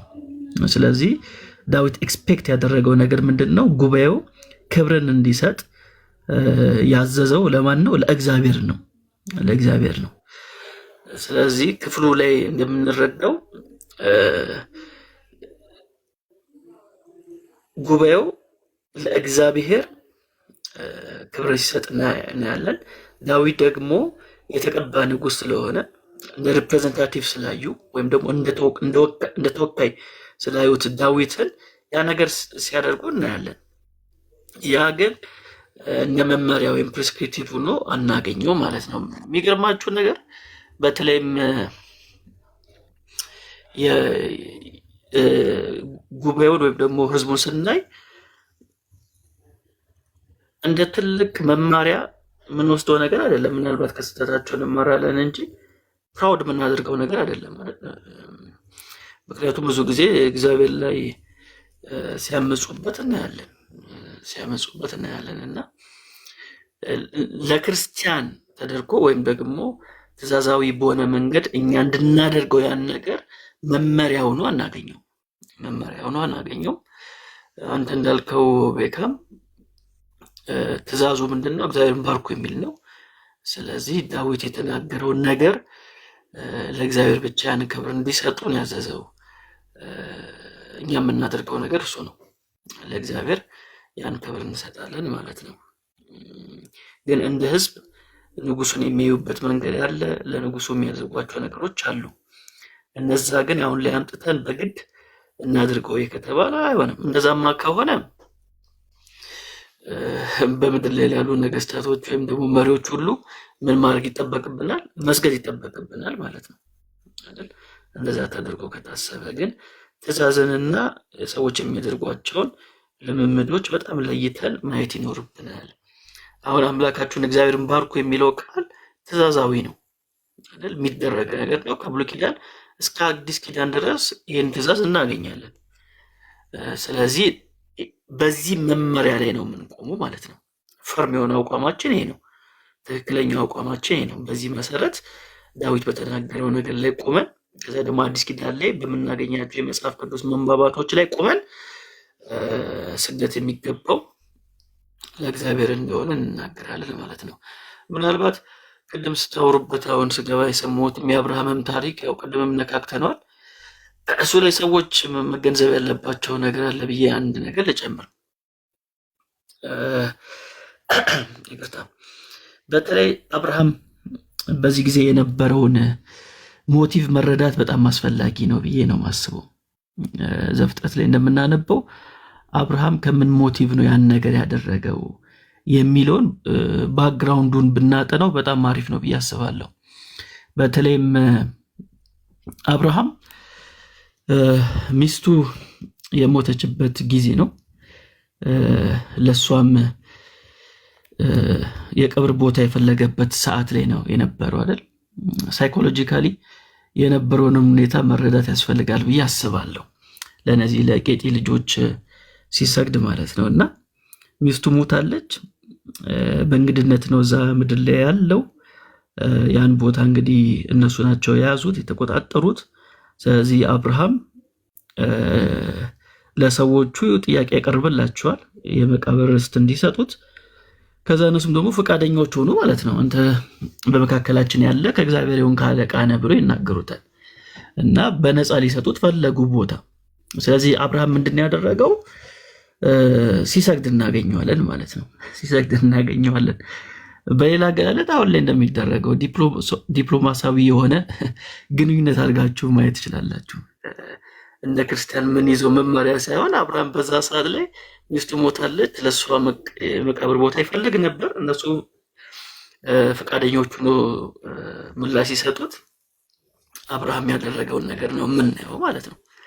ስለዚህ የነበረበትን ሳይኮሎጂካል ሁኔታ ግንዛቤ ውስጥ ማስገባት አለብን ብዬ አስባለሁ። ግን በዚህ ሆነ በዛ ሰዎቹ እንግዲህ ቅድም እናንተ እንዳላችሁት አማኞች አይደሉም።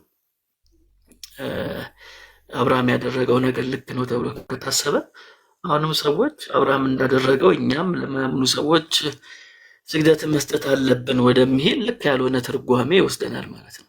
ስለዚህ እሱ በጣም ጥንቃቄ ያስፈልገዋል። መጽሐፍ ቅዱስን ስንፈታ ስናጠና ራሱ አንዳንድ መልእክቶች ትእዛዛዊ ናቸው ወይንስ አይደሉም ብለን ማየት አለብን። እነሱ ያደረጓቸው ነገሮች ሁሉ እያንዳንዱን እንውሰድ ከተባለ አደጋ ውስጥ ነው የምንገባው፣ አደጋ ውስጥ እንገባለን።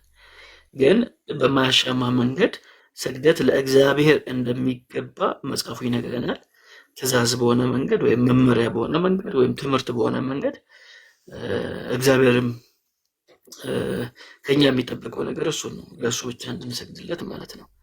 ስለዚህ ከእግዚአብሔር ውጭ ለየትኛውም ፍጡር ስግደትን ማቅረብ ተገቢ አይደለም ማለት ፈልጋለሁ። ቴንኪዩ ቤካ።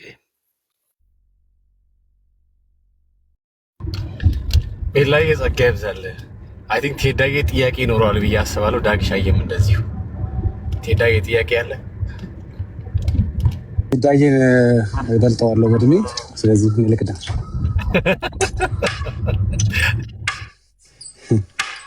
እሺ ይቅርታ ቴዳዬ፣ እወድሃለሁ። እንደምታዩት እንግዲህ መሬት የሰጡ ስጦታ የሰጡ ሲሰገድላቸው ታያላችሁ። ስግደቱ ምንድነው? በደንብ ይላብራርቱታል። አሁን ላይ እየሆነ ያለው ግን ጠዋፍ የሰጠው እየተሰገደለት አይደለም። ዣንጥላ የሰጠው እየተሰገደለት አይደለም። የተለያየ ስጦታ የሰጠው እየተሰገደለት አይደለም። እየሰገደ ነው፣ እየሰጠም እየሰገደም ነው። እንግዲህ ቃል በቃል ወስደዋለሁ ክፍሉን የሚል ካለ እየሆነ ያለው ነገር ኦርቶዶክስ ውስጥ ፌር አይደለም።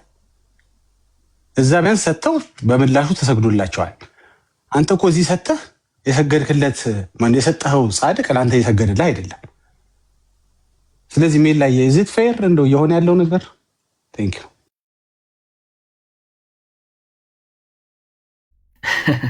እውነትም ምንም ፌር አይደለም። ገንዘቡንም ጉልበቱንም እየሰጠ በምላሹ እንደምሳያደርገኝ ያለው ስግደት በጣም ነው የሚያሳዝነው። ይሄ ጥሩ ፖይንት ነው ዳጊ ያነሳው። ቀደም ምስል ነበር በተለይ የአንድ ስግደት ዋጋ ማቴዎስ ላይ እንደምናነበው 4 ላይ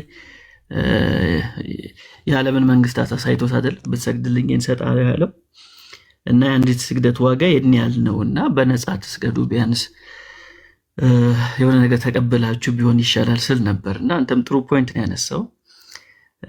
እነዚህ ሰዎች እንግዲህ ቦታ ሰጡት ለአብርሃም የቀብር ቦታ።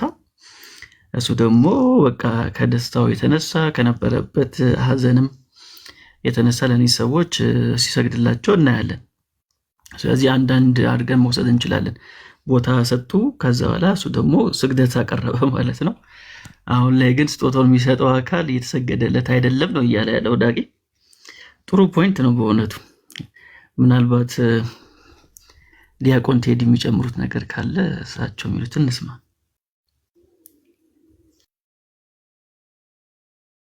እኔም ጥያቄ ነው ያለኝ።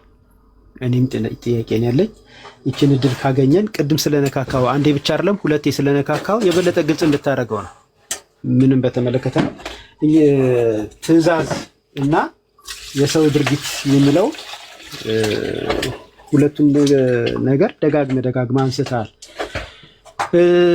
የሰዎቹ ድርጊት እያልክ ያለው ሰዎቹ የምንላቸው ቅዱሳን ናቸው። ቅዱሳን ደግሞ እንግዲህ ይሳሳታሉ ብሎ ማለት ያስቸግራል። ምክንያቱም መንፈስ ቅዱስ የተሞሉ ናቸው የሚል ሙግት ይነሳል። ስለዚህ የእነሱንስ ድርጊት ትክክል እስከሆነ ድረስ እግዚአብሔር እስካልተቃወመው ድረስ ብንተገብረው ደግሞ ምን ችግር አለ? ትእዛዝ ያልከውስ ምን ማለት ነው? ምን ለማለት ፈልገህ ነው? ትእዛዝ ስትል፣ መመሪያ ስትል፣ ትምህርት ስትል ምን ለማለት ፈልገህ ነው? እሱን አብራርተህ ከዛው ጎን ለጎን ደግሞ የሰዎቹ ድርጊት ቅዱሳን ናቸው እና ከቅድስናቸው ተነስተህ የሰዎቹን ድርጊት ብንፈጽመው ለምንድን ነው ኩነኔ የሚሆንብን?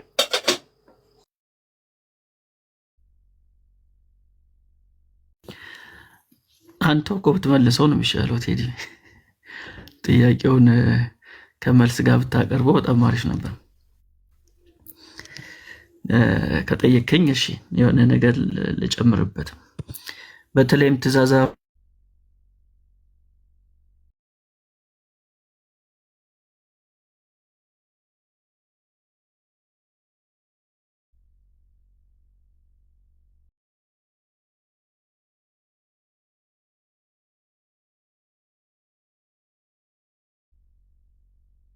እኔም ብቻ ነው የማይሰማኝ ነው ሁላችን? እኔም ግራ ግብት አለኝ ታውቃለህ። ቲዳይዋ ሌላዬ ጋ ነው መሰለኝ። ታብታብ አድርጉ። ታብታቡ 200 ያስገቡኝ እስቲ። ማህበረ ቅዱሳን ተባረኩ። ታብታብ አድርጉ። ሜላዬ ኔትወርክ ነው መሰለኝ። አዎ ኔትወርክ ይሆናል። አስወጣው።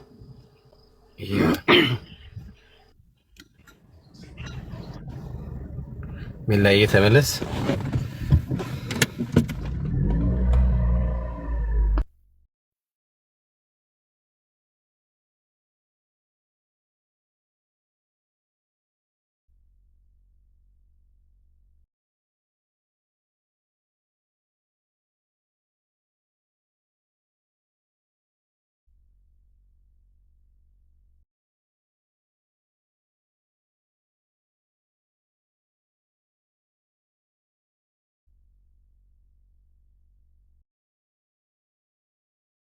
ሜላ እስኪመጣ ድረስ ከታች ኮሜንት ላይ አንድ ሰው አይቻለው። እሱን ሰበብ አድርጌ አንድ ነገር ልናገር። ዛሬ ቀን ማላቃቸው ሰዎች ቤት ገብቼ ነበር። በጌታ ናቸው። መንገድ ላይ እየሄድኩ ስክሮል እያረኩ ስሰማ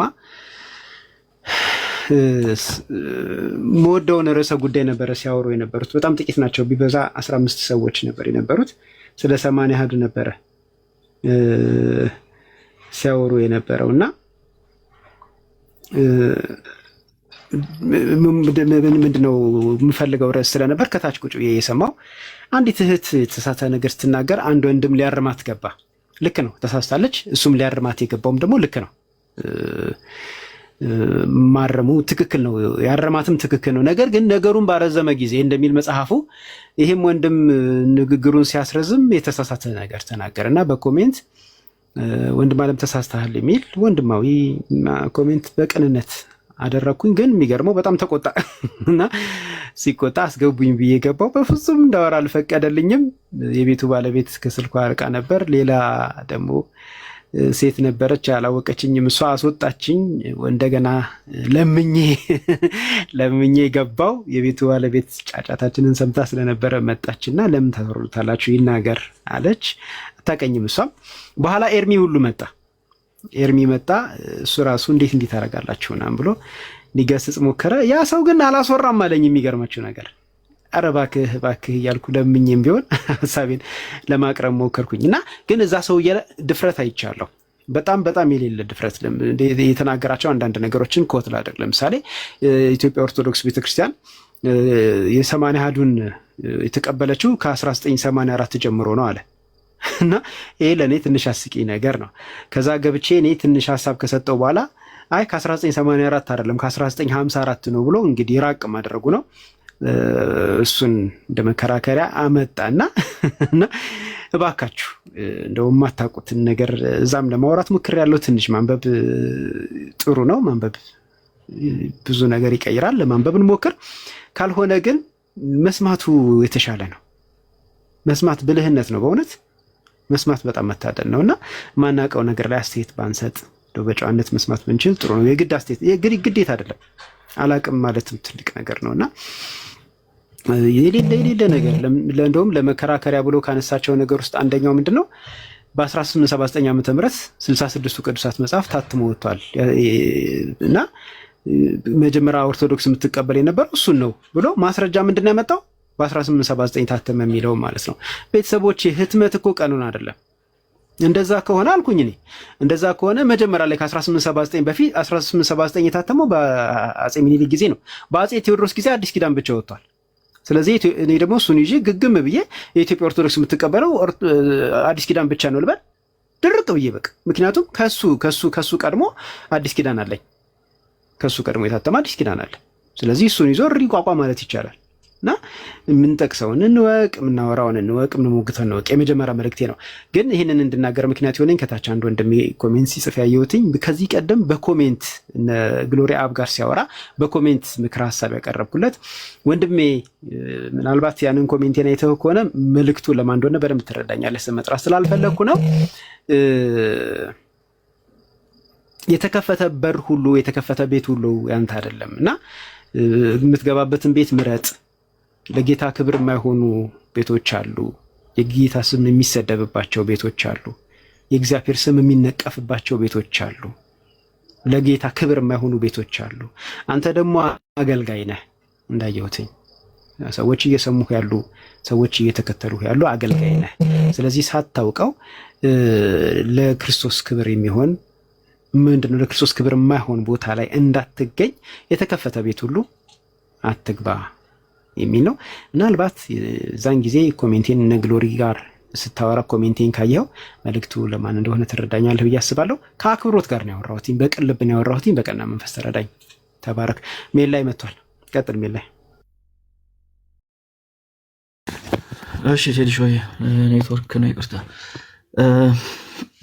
እንግዲህ መጽሐፍ ቅዱሳችንን ለመረዳት ወይም ደግሞ እንደ አንድ ክርስቲያን የምናደርጋቸው ነገሮች ከምን ተነስተን ነው ማድረግ ያለብን የሚለውን ነገር ለመረዳት መጽሐፍ ቅዱሳችንን ቢያንስ በሁለት አይነት መንገድ ከፍለን ማየት አለብን ብዬ አስባለሁ። የመጀመሪያው እንግዲህ ትእዛዛዊ የሆኑ መልእክቶች የምንላቸው ናቸው። ወይም በሌላ አገላለጥ ፕሬስክሪፕቲቭ ፓሴጅ ይባላሉ ማለት ነው። ፕሬስክሪፕቲቭ ፓሴጅ። እነዚህ ፕሬስክሪፕቲቭ ፓሴጆች የምንላቸው ምንድን ናቸው? ትእዛዛትን እናገኝባቸዋለን፣ መርሆች እናገኝባቸዋለን፣ የእምነት አቋሞች እናገኝባቸዋለን፣ መመሪያዎች እናገኝባቸዋለን። አንድ አማኝ በምን አይነት መንገድ ነው ህይወቱን መምራት ያለበት? እግዚአብሔር ከዚህ አማኝ ምን ይጠብቃል? አማኝ ስለ እግዚአብሔር መስጠት ያለበት ነገር ምንድን ነው? እንዴት መኖር አለበት? ምን ማመን አለበት? የሚሉትን ጉዳዮች የሚነግሩን የመጽሐፍ ቅዱስ ምንባባቶች ናቸው። ፕሪስክሪፕቲቭ የምንላቸው ማለት ነው፣ ትእዛዛዊ የሆኑ ምንባባቶች። ለምሳሌ በብሉይ ኪዳን አድርገን ብናየው ብሉይ ኪዳን ላይ ለምሳሌ ዘጸአት ምዕራፍ 20 ላይ እነዚህ ትእዛዛቶች እናገኛለን አይደል? አትግደል፣ አትስረቅ፣ አታመንዝር፣ ከኔ በቀር ሌሎች አማልክት አይሁንልህ፣ በሰማይ በምድር ከምድርም በታች ባለው የትኛውን ነገር አትቅረጽ፣ ለራስህ አታድርግ የሚለው ይህ ፕሪስክሪፕቲቭ ነው፣ ትእዛዛዊ ነው። በቃ ትእዛዝ ነው። ምንም በአንድምታ ልቀይረው አልችልም። አንድም ብዬ ወይም በኮመንተሪ ላሻሽለው አልችልም። በቃ እግዚአብሔር ምን እያደረገ ነው? እያዘዘ ነው። ትእዛዛዊ ምንባብ ነው፣ ህግ ነው፣ መመሪያ ነው። ስለዚህ ያን ነገር ማድረግ አለበት ማለት ነው። በብሉይ ኪዳን የነበረ ሰው ወይም በዛ ኪዳን ውስጥ የነበረ ሰው ያን ነገር ማድረግ አለበት። ወደ አዲስ ኪዳን ደግሞ ስንመጣ የታዘዝነው ነገር አለ። የታዘዝነው ነገር ምንድን ነው? በልጁ በኢየሱስ ክርስቶስ እንድናምን ታዘናል ማለት ነው። በልጁ በኢየሱስ ክርስቶስ እንድናምን ታዘናል። እርሱን ያመነ ምን ያገኛል? የዘላለም ሕይወት ያገኛል ይላል። ስለዚህ ይሄ ትእዛዛዊ የሆነ ምንባብ ነው። ለእነዚህ አይነት ክፍሎችን ስናገኝ ፕሪስክሪፕቲቭ ናቸው፣ ማድረግ ያለብን ነገሮች ናቸው። በሌላ መንገድ ደግሞ ያሉ ምንባባቶች አሉ። እነሱን ዲስክሪፕቲቭ እንላቸዋለን። የሚገልጹ ናቸው። ዲስክራይብ ነው የሚያደርጉት። ታሪክን ዲስክራይብ ያደርጋሉ። ለምሳሌ ቅድም ያነሳነው ታሪክ አለ አይደል? የአብርሃም ታሪክ ዘፍጥረት ምዕራፍ 23 ላይ የምናገኘው እሱ ምን አይነት ፓሴጅ ነው ከተባለ ዲስክራይብ ነው የሚያደርገው፣ ይገልጻል ማለት ነው። ምንድን ነው የሚገልጸው ከተባለ ታሪክን ይገልጻል፣ ድርጊቶችን ያሳያል፣ ታሪካዊ መዋቅሩን ያሳየናል፣ የነበራቸውን ንግግር ያሳየናል። ይሄ አብርሃም በዘመኑ በዚህ ጊዜ ምን አደረገ የሚለውን ነገር እንድንረዳው ተጽፏል ማለት ነው። ስለዚህ ይሄኛው ዲስክራይብ ነው ያደረገልን፣ መግለጥ ነው ዓላማው። ዘፍጥረት ምዕራፍ 23 ላይ የምናገኘው ነገር እሱ ነው። ስለዚህ ሁለቱን ነገሮች በጣም እንደ ክርስቲያን መጽሐፍ ቅዱሳችን ስናጠና ይሄ እነዚህ ምንባባቶች ፕሪስክራይብ ነው የሚያደርጉት ወይንስ ዲስክራይብ ነው የሚያደርጉት?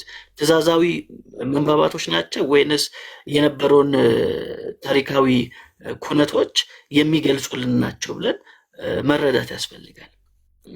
ለምሳሌ ወደ አዲስ ኪዳን እንምጣ። አዲስ ኪዳን መጽሐፎች ላይ ለምሳሌ ሐዋርያ ስራን የሐዋርያ ስራ መጽሐፍ ሞር ዲስክሪፕቲቭ ነው፣ ትእዛዛዊ መልእክት አይደለም። የሉትም እያልኩ አይደለም፣ ግን እንደ መጽሐፍ ስናየው ማጆሪቲ የሐዋርያ ስራ መጽሐፍ ዲስክራይብ ነው የሚያደርግልን። ሐዋርያቶች የነበራቸውን ህይወት ይነግረናል። ጌታን በማመናቸው የደረሰባቸውን መከራ እናያለን። ለወንጌል የነበራቸውን ቁርጠኝነት እናያለን። ከዛ ደግሞ የሐዋርያው ጳውሎስን መጠራት፣ ሐዋርያዊ ጉዞን እናያለን። እነዚህ ነገሮችን ስናይ ምንድን ነው ዲስክራይብ ነው የሚያደርግልን። ሉቃስ እያንዳንዱን ነገር እየተከታተልኩ ጻፍኩ አይደል የሚለው እሱን እናገኛለን ማለት ነው። ስለዚህ ፓሴጆቹን እዛ ሐዋርያ ስራ ላይ ያሉ ፓሴጆችን ስናይ ዲስክራይብ ነው የተደረጉት እንደ ዶግማ፣ እንደ መመሪያ። እንደውም ከሐዋርያ ስራ እንደ ዶግማ ምንመዛቸው መመሪያ የሚሆኑ ምንባባቶችን ማግኘት በጣም ከባድ ነው፣ በጣም ከባድ ነው። በተቃራኒው ደግሞ ገላትያ መልእክትን ደግሞ ገላትያ መልእክት ላይ ከዲስክሪፕቲቭ ፕሪስክሪፕቲቭ ይበዛል። መመሪያ ነው የምናገኘው። ብዙ ሀሳቦችን እምነት እንዴት ነው የሚገኘው በጽድቅ እንደሚገኝ ሐዋርያው ጳውሎስ በጣም አበክሮ ይነግረናል ማለት ነው። እንደውም በእምነት ካልሆነ ጽድቅ የሚገኘው በስራ ከሆነ ክርስቶስን እንኪያስ በከንቱን የሞተው የሚል ሀሳብን ሲያነሳ እናገኘዋለን። በተለይ የሐዋርያው ጳውሎስን መልእክታቶች ስናይ ዲስክሪፕቲቭ ከመሆናቸው ይልቅ ፕሪስክሪፕቲቭ መሆናቸው ወይም ደግሞ ነገሮችን ከመግለጥ ወይም ደግሞ ታሪካዊ የሆነ ፍሰቱን ጠብቆ ከማብራራት ይልቅ ትእዛዝን ነው የምናገኘው። እኔ እኮ ሐዋርያ ነኝ ሲል ነው አይደል የምናገኘው። ሐዋርያ ነኝ ምን እያለን ነው እንዴ? ትምህርትን እኮ ማስተላለፍ እችላለሁ፣ ለቤተክርስቲያን መሰረት መጣል እችላለሁ እያለ ዲፌንድ ሲያደርግ እናገኘዋለን ማለት ነው። ስለዚህ የሐዋርያው ጳውሎስን መልእክታቶችን ስናይ ምንባባቶቹ ፕሪስክሪፕቲቭ ናቸው፣ ትእዛዛዊ ናቸው፣ መመሪያን የያዙ ክፍሎች ናቸው። ስለዚህ ሁለቱን ነገሮች እንትናቸው ኔቸራቸውን ማወቅ አለብን፣ ባህሪያቸውን ማወቅ አለብን። የሁለቱ ፕሪስክሪፕቲቭ እና ዲስክሪፕቲቭ ስንል ነገሩን ታሪካዊ የሆነውን ነገር ነው የሚገልጽልን።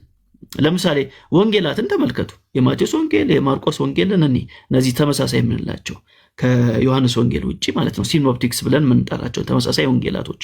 እነሱን ስናይ ምንድን ነው የምናገኘው? የዘር ሐረግ እናገኛለን። ከዛ ኢየሱስ ክርስቶስ እንዴት ተወለደ የሚለው እናገኛለን። ከዛ በኋላ ንጉሥ እሱን ለማስገደል የሞከረውን ሙከራ እናገኛለን። የኢየሱስን መሰደት እናገኛለን፣ መጠመቁን ምናምን። እነዚህ ምንድን ናቸው? ዲስክራይብ ነው የሚያደርግልን፣ ትእዛዝን አይደለም እናገኝ። ለምሳሌ ኢየሱስ ክርስቶስ በ30 ዓመቱ ተጠመቀ ይለናል። ኢየሱስ ክርስቶስ በ30 ዓመቱ ተጠመቀ ማለት አንተ በ30 ዓመት ተጠመቅ ማለት ነው እንዴ? አይደለም። አያችሁ፣ ትእዛዝ አይደለም፣ ዲስክራይብን ያደረገው ኢየሱስ ክርስቶስ በ30 ዓመቱ ተጠመቀ። ከዛ የምንይዘው የሆነ መመሪያ ሊኖር ይችላል። ምን አይነት መመሪያ ከተባለ ኢየሱስ ክርስቶስ ለምን በ30 ዓመቱ ተጠመቀ ብለን ከብሉይ ኪዳን የነበረውን ሕግ ልናይ እንችላለን። ከዛ ባለፈ ግን ወደኛ ህይወት አምጥተን አይ ኢየሱስ በ30 ዓመቱ ስለተጠመቀ እኔም በ30 ዓመቴ ነው የምጠመቀው ማለት አልችልም ማለት ነው። ዲስክራይብ ነው የሚያደርገው። የዮሐንስ ወንጌል ላይ ደግሞ ስንመጣ የዮሐንስ ወንጌል ላይ መመሪያዎች እናገኛለን።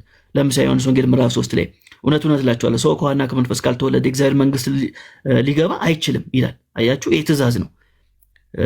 ዲስክራይብ አይደለም እያደረገ ያለው፣ ፕሪስክራይብ እያደረገን ያለው። ትእዛዝን እያስቀመጠ ነው የምናገኘው። ፕሪንስፕልን፣ መርህን እያስቀመጠ ነው የምናገኘው እና መጽሐፍ ቅዱሳችን ስናጠና ቢያንስ በዚህ በሁለቱ መንገድ ማየት አለብን፣ የመጽሐፍ ቅዱስን ክፍሎች ማለት ነው።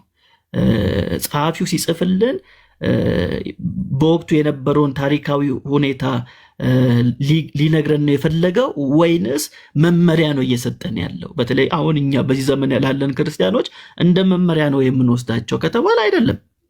የብሉይ ኪዳን ሀሳቦች እንደዛ በጭራሽ ልናያቸው አንችልም። ለምሳሌ መጽሐፈ ዜና መዋዕል ቀዳማዊ፣ መጽሐፈ ዜና መዋዕል ካላዊ ወይም ሁለተኛ የምንላቸው መጽሐፍቶች ስናይ ምንድን ነው ሀሳባቸው ከተባለ ታሪክን ነው የሚገልጹት አይደል? መዋዕል ናቸው፣ ታሪክን ነው የሚያብራሩት። መጽሐፈ ሳሙኤልን በናይ ቀዳማዊ፣ ሁለተኛው መጽሐፈ ሳሙኤል ስናይ እዛ ጋር የምናገኘው ታሪክን ነው የምናገኘው። የነገስታቱን ታሪክ ነው የምናገኘው። መጽሐፈ አስቴርን ስናይ ምንድን ነው የምናገኘው? ታሪክ ነው የምናገኘው። ባችሁ ከዛ ግን ከውስጡ የሆነ ለእኛ ለህይወታችን የሚጠቅም መመሪያ እናገኝም ወይ? እናገኛለን ኦፍኮርስ። ግን ሲጻፍ የተጻፈበት ዋና ዓላማ ምንድን ነው? ዲስክራይብ ማድረግ ነው፣ መግለጥ ነው።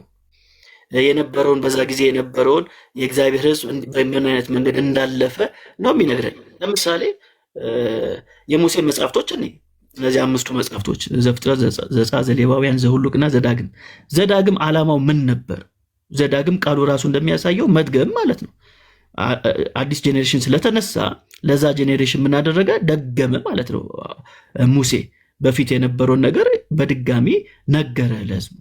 አያችሁ፣ ዲስክራይብ ነው ያደረገላቸው እንጂ ፕሪስክራይብ አይደለም ያደረገው። ትእዛዝን ሲሰጥ አናገኝም። እና ከነዚህም አባቶች ህይወት ስናይ፣ ከአብርሃም ህይወት ስናይ፣ ከአብርሃም ህይወት ምንድን ነው የምንወስደው የሚለውን ነገር በጣም በጥንቃቄ ማየት አለብን። ዳዊትን ስናይ እንዴ ከአንድ በላይ ሚስት ነበራቸው እኮ አይደል? እሱን አይዘን አሁን ለእኛ ለዘመን አምጥተን ፕሪስክራይብ እናደርገዋለን ወይ? አናደርገውም። ጀስት መጽሐፍ ቅዱሳችን ድክመታቸውና ጥንካሬያቸውን በሚገባ የነገረን መጽሐፍ ስለሆነ ድክመታቸውን ይነግረናል። ድክመታቸውን ነገረን ማለት ድክመታቸውን አምጥቼ እኔ አሁን ለክርስቲያኑ እጠቀምበታለሁ ማለት ነው? እሱ በተሳሳተው መንገድ እንዲህ ማድረጋለሁ ማለት ነው? አይደለም። ዲስክሪፕሽን ነው እንጂ ፕሪስክሪፕሽን ስላልሆነ እና ሁለቱን ነገሮች በጣም መጽሐፍ ቅዱሳችን ስናጠና በጥንቃቄ ማየት አለብን። ስለዚህ ካሁን በኋላ ምናልባት በዚህ መንገድ ማታጠኑ ክርስቲያኖች ካላችሁ መጽሐፍ ቅዱሳችሁን ስታጠኑ በዚህ አይነት መንገድ አጥኑ። መጽሐፍቶችን እንደ ምዕራፉን ብቻ ሳይሆን እንደ መጽሐፍም ቅድም እናልኳቸው ሐዋርያት ሥራ መጽሐፍ ሞር ፕሪስክሪፕቲቭ ነው፣ ታሪክ ነው የሚነግረን። የሐዋርያው ጳውሎስ መልእክታትን ስናገኝስ ምንድነው የምናገኘው? ትእዛዝን ነው የምናገኘው፣ መመሪያን ነው የምናገኘው። ለዛ ከሆነ ብዙ ጊዜ አይታችሁ ከሆነ ነገረ ድህነት የምናብራራባቸው መጽሐፍቶች ምን ላይ የተመረኮዙ ናቸው? ገላትያ ላይ፣ ኤፌሶን ላይ አይደል? እነዚህ መልእክቶች ላይ ነው ሞር ኢንፈሳይዝ የምንሰጠው። ለምን ከተባለ ዲስክሪፕቲቭ የሆኑ መጽሐፍቶች አይደሉም። ከሐዋርያት ሥራ መመሪያ ያናል እንወስዳለን ወይ ከተባለ በጣም በፐርሰንት ብናስቀምጠው ትንሽ ነው፣ በጣም ትንሽ ነው።